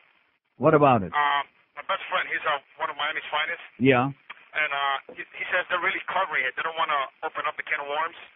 Because if they do, we won't. They don't want to open up their worms? It sounds to me like they already did. You know, he says to me, if they start saying everyone that's been visiting the house, yeah, we won't have a Miami Police Department, Metro, Miami Beach, or Hialeah. Well, isn't that great? Doesn't that say a lot of wonderful things about our South Florida police departments, that they're all over there banging some 16-year-old underage chick and running a prostitution ring at the same time, by the way? He says to me, man, we're not even getting sales tax on it. He says to me, she had better attendance than the Marlins do. Yeah, I'm sure of that. She's, he says the girl, it's true, she's good. Okay, got to bleep that last part. Something about her. Rectum. 567-0560, pound 560 on the AT&T wireless line. And, of course, nobody cares. Like I said, this store just, Now, what do you got there? You got Diet Pepsi and what else? Which I can't drink, by the way. No more aspartame for this kid. They're very sweet to get me the soup, but I really wanted the really simple. What is that? One that you got to go through a 5... with the giant noodles. Oh, you don't want that. No. Oh, my God. You know but what thanks, guys. I don't want to sound like an ingrate. Well, who went and That's got your for job. Joe and Jason. Oh, Joe and Jason went out. Maybe Jason went out there and actually got some lunch for himself. That would be good. You know, there are these amazing places, Jason, called restaurants, you know, and they have this stuff. It's called food, which I'm sure, you know, it doesn't look like, I mean, Jason's a good guy, but all of a sudden lately it's like he's kind of like muscled in here. And the reason I'm hearing, by the way, I don't want to mention who told me this, but the reason that these poor guys that work in the afternoon here are looking to us for more free water and more free meals is that some people they're working for, I don't want to mention who's doing the show that they're working on, don't seem to take good care of them. And I always thought that he was taking them out to dinners and strip clubs. Aren't we always hearing these deals? I think Hank would be upset to hear that. I'm hearing all the time he's taking these poor bastards, these underlings out to dinner and feeding them and getting them laid and stuff like that. But the excuse that we're hearing is, oh, well, nobody's taking care of them, so now Neil's got to feed everybody. Which I don't mind feeding everybody when we got the food in here, but like ordering food on demand because Jason is hungry, or this one is hungry, or the beast is hungry, or everybody else around here is hungry. God, if we had to feed this whole place, the whole... Oh, and by the way, hi to Brad from Tony's, which I saw him over at the toll booth on the Turnpike yesterday. And I wasn't shining you, Brad. I thought we were done with our conversation. You ever had that happen where somebody, like, you're either in your car or you're, like, past somebody in the hall or in the store somewhere, and you say hello and whatever, a couple of words, and then you walk away or you drive away, and then you get the feeling that, like, they wanted more conversation, because he, like, pulled off to the side when he got through the toll booth, and I don't know what he was doing. Maybe Brad was diddling him, so I don't know what he was doing there. We love you, Brad. But I was in a big hurry to get the hell out of, as farther away from here as possible. Just get up the old Hershey Highway. 5670560, pound 560 on the, boy, it looks like it's going to be hours before you get that soup, They have these real simple things, these little packets, you just put boiling hot water and you put it in there and it's like in no time at all. You just take the hot water from the, or you take the hot water from our Culligan man, from our water thing that the Culligan people were so kind to put in there, right? Which I noticed they're drinking up a storm in the morning on that too. Here's Miami. Hello. Neil. Yes, sir. How you doing? Great. Listen, two things. My 15-year-old son is addicted to your show, which is good. It means at some point in time in his life he will develop a brain. Right. And this town down here really sucks. Have you ever seen it this bad, though? I mean, this God, this looks like this is going to be the out. worst summer we've ever had. I mean, the last several have been pretty boring, but this is unbelievable. I tell you what, I've been here 18 years. I'm so ready to get out of the first plane that they offer. I'm out of here. Right. Jesus Christ. Him too. I'm screwing chicks, 16-year-old girls. I don't know. Yeah. And not sharing with anybody else. That's the worst part. Tell me about it. And if they catch you doing it, your name will be on the front page of the paper tomorrow, and you'll be in jail for like 10 to 20. Yeah, I'm telling you. My 15-year-old son wanted to get in the act, but I told him, no way, not like that. Yeah, make sure you get him somebody that's not so well used. Have a great day, amigo. Take care, Neil. Bye-bye. Bye. How about Britney Spears? Anybody want to spear Britney? Britney? Little girls said maybe that's all they let in there at the Britney Spears concert because they didn't want to have a riot. Maybe they're afraid if they let those young, highly testosterone guys in there, they would have had like a lot of problems there at the Britney Spears concert. Like everybody would have lined up waiting to spear Britney because that's all they're going there for. They sure wouldn't want to hear her sing, would they, huh? Oh. Yeah, we got a call in case you missed the beginning of the show. Somebody was very upset because she was lip syncing, and which gave her a lot more time to shake around and shake her hooters and her ass and all the other parts she's got. I don't understand these people. Who cares about whether she's really singing or not? If you held a gun to her head, she couldn't sing one note. She can't sing her way out of a goddamn paper bra. What the hell are you thinking about? But wait till you see that new video coming out next Monday night on MTV. 10:30 next Monday night, the making of the new Britney Spears video. I guarantee you'll be sitting real close to the screen, and you'll have, both hands occupied. 26 pack, or at least a couple of fingers anyway. 26 after 1 at 560 WQAM. Holy Mackinac! This is Joe Bowen, the voice of the Toronto Maple Leafs, and you're listening to the Hockey Authority, Neil God.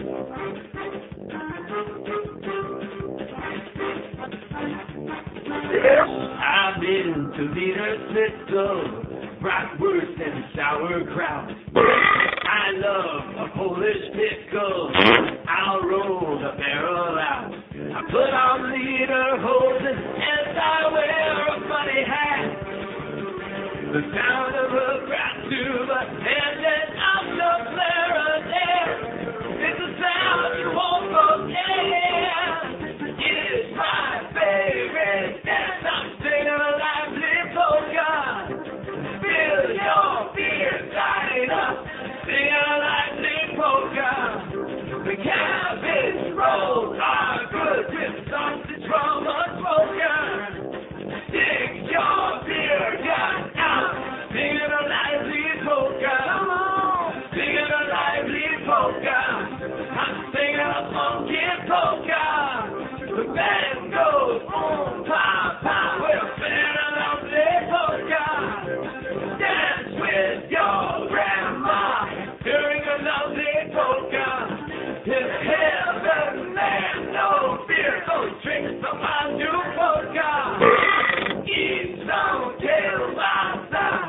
Listening to a polka. Listening to a polka. Come on. Everyone loves a polka to zero. That's so very nice. He likes the Polish pickle, baby. That's what he said. 132. Maybe he can hang out with the other guy from Road Rules, that blonde kid, the one that looks kind of like retarded. He's Polish, so that explains it, I guess. Maybe Ricky'd like to do his pickle. You think maybe 5, 6, 7? Maybe he'd like to do, or maybe no. You never know. I say bring back Abe and the other group for Road Rules from the last group, okay? Bring them back alive, baby, and dump this group. We got Roadkill instead of Road Rules on MTV, and we're pretty pissed off about it. And when the hell's Tom Green on again? I know, Thursday night, 10:30. Right after Celebrity Deathmatch. We ought to have some contestants. We ought to maybe we can send them in and get a little. Ted David, by the way, plugged me again on CNBC today. Thank you, Ted, my good close personal Jewish friend there at CNBC. Even though we can't buy a goddamn call for $50,000 today, maybe Ted could put up the money, okay, and buy us a few calls. They're loaded up there at CNBC. Thanks, Ted. Here's a mobile in the Gables. Hello. Hey, Neil. Yes, sir.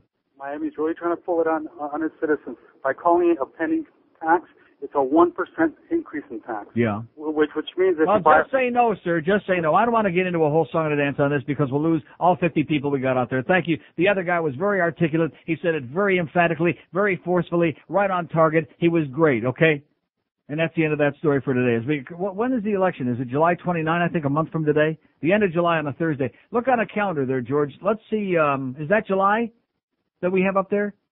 So it is. It's the 29th. That's a Thursday. It's the last Thursday in July when there won't be 600 people here. There won't be 10 of them who speak English left in town on the 29th of July, plus on a Thursday. And they're going to try to sneak in this phony election. And you mark my words, they'll word it again backwards. If you're against it, vote yes. If you're for it, we're going to have to work triple overtime to make sure that nobody votes on that stupid goddamn thing, okay?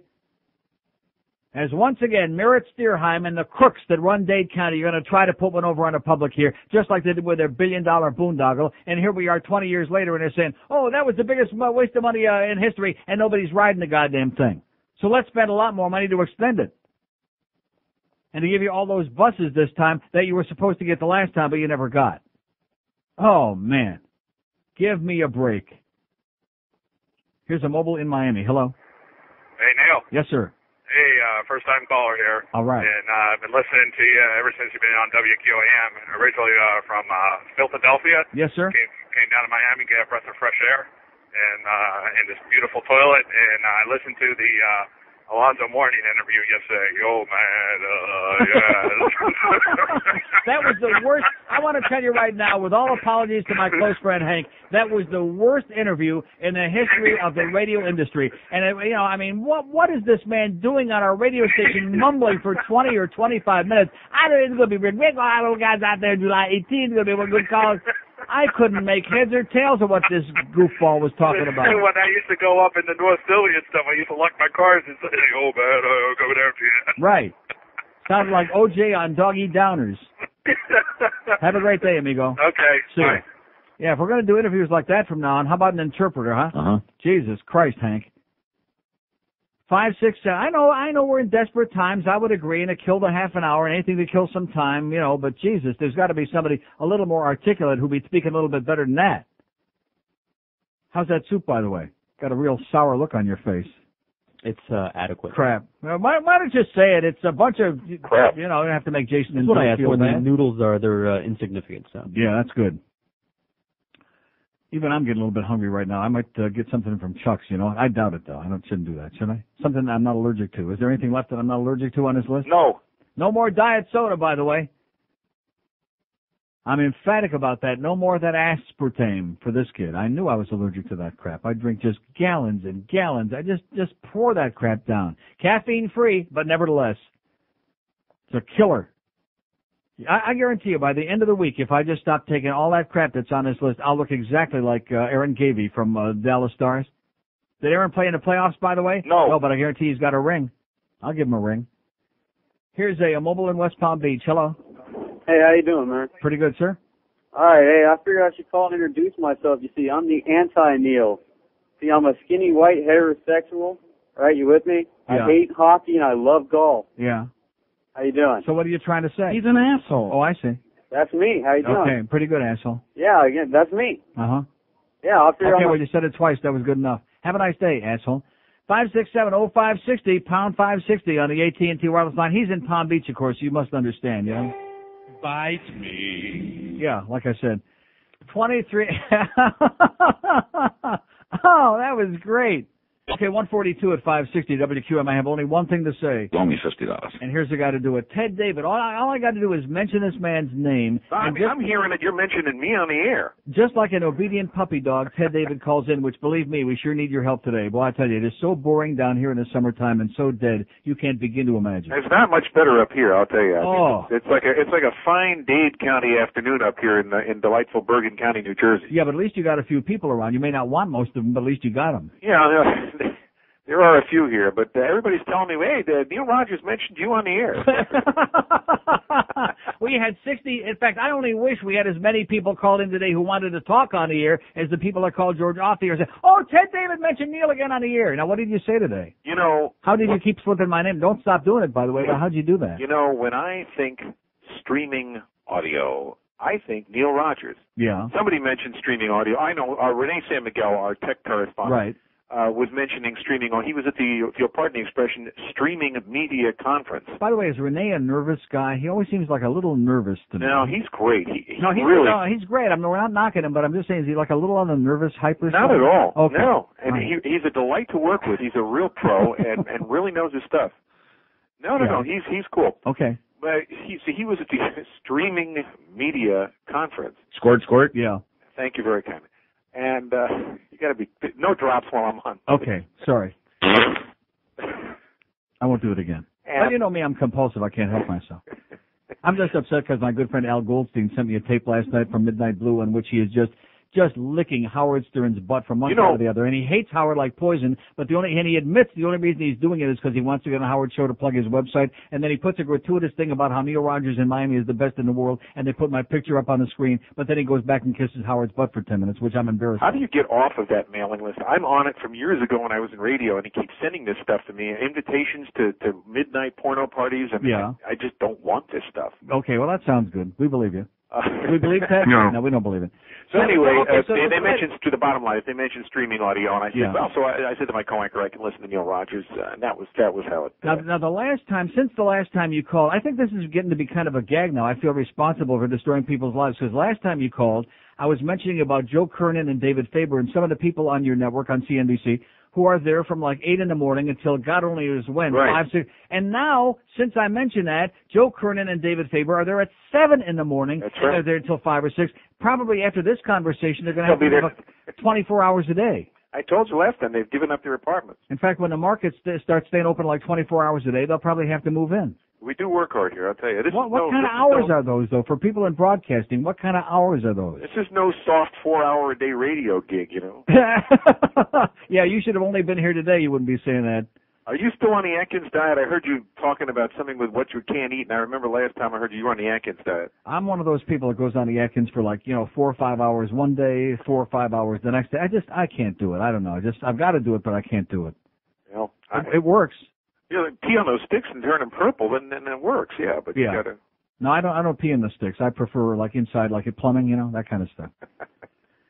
So well, Neil, it was a pleasure to talk to you again, to hear that you once again have been plugging me on the air, and you probably got thousands of calls from people saying, "Oh, Ted David, we want you to know that Neil Rogers." Actually, to be honest with you, I didn't. You know what? I really do listen to you on the web, and I was sitting here eating lunch. And I'm sorry to interrupt, but that's the way I am. But now, what about the other people out there? Do they have any idea who I am, or just every time you mention my name, they give you a stupid look? Now, the amazing thing is that I apparently, it's funny. In radio, the only thing you have is the sound. So, I mean, most PDs and radio stations leave the audio up, I think. Here, they just have the picture on. So as long as you're not doing anything that attracts their attention, they're not listening to what you're saying. Yeah. So I can say anything. Great. Except when we run the closed captioning, I guess they could read that. But nobody's ever asked me who Neil Rogers is. Good. Let's keep it that way. I have to assume that's because they know. And by the way, you might want to, next time you mention my name, mention that if Neil Rogers buys a stock, get on the phone to your broker immediately and sell it. I get, I'm on this Value Line Select. I shouldn't have probably said that, but it's only my show, so it doesn't make any difference. And they send you like the one hot stock every month. Every stock that I bought from Value Line Select, the minute I touch it, it just goes to hell. CNF Trucking in the Metzler Corporation, just die. No matter what I touch, it turns to you know what. So I wish I could do a show with your drops. That'd be one hell of a combination. I'll send them to you. That'll wake some of those bastards up. Have a great day, Ted. You too. Take care. Take care. Bye-bye. Ted David from CNBC, a man who's obsessed with this show. Al Goldstein's obsessed too, and he even had to put a gratuitous thing. We would have played the tape. Of course, every other word is, isn't it? I wouldn't want to put you through the work of trying to bleep an Al Goldstein tape because every other, yeah.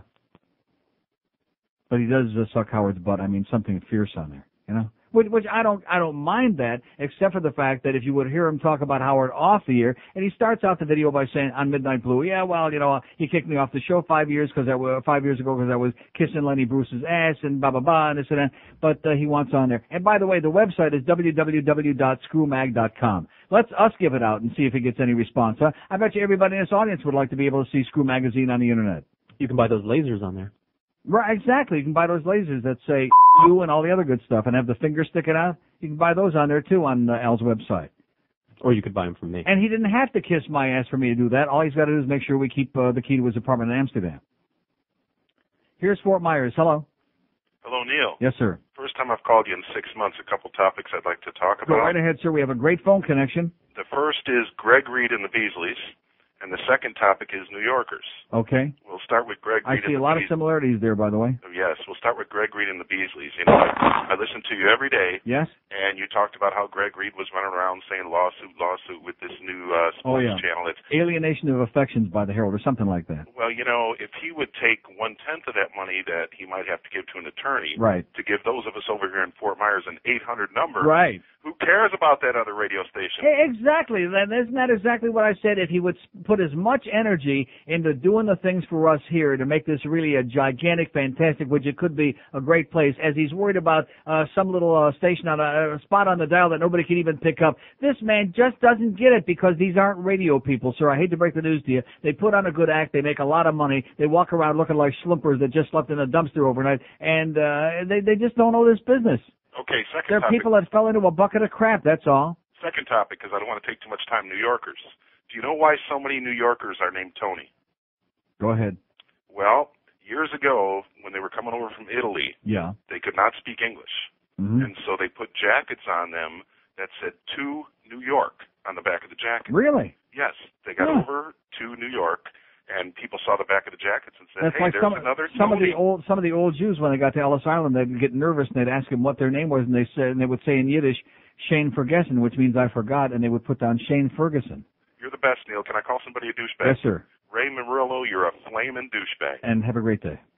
Shane Ferguson. See, you think I made that up. That's a true story. Shane Ferguson.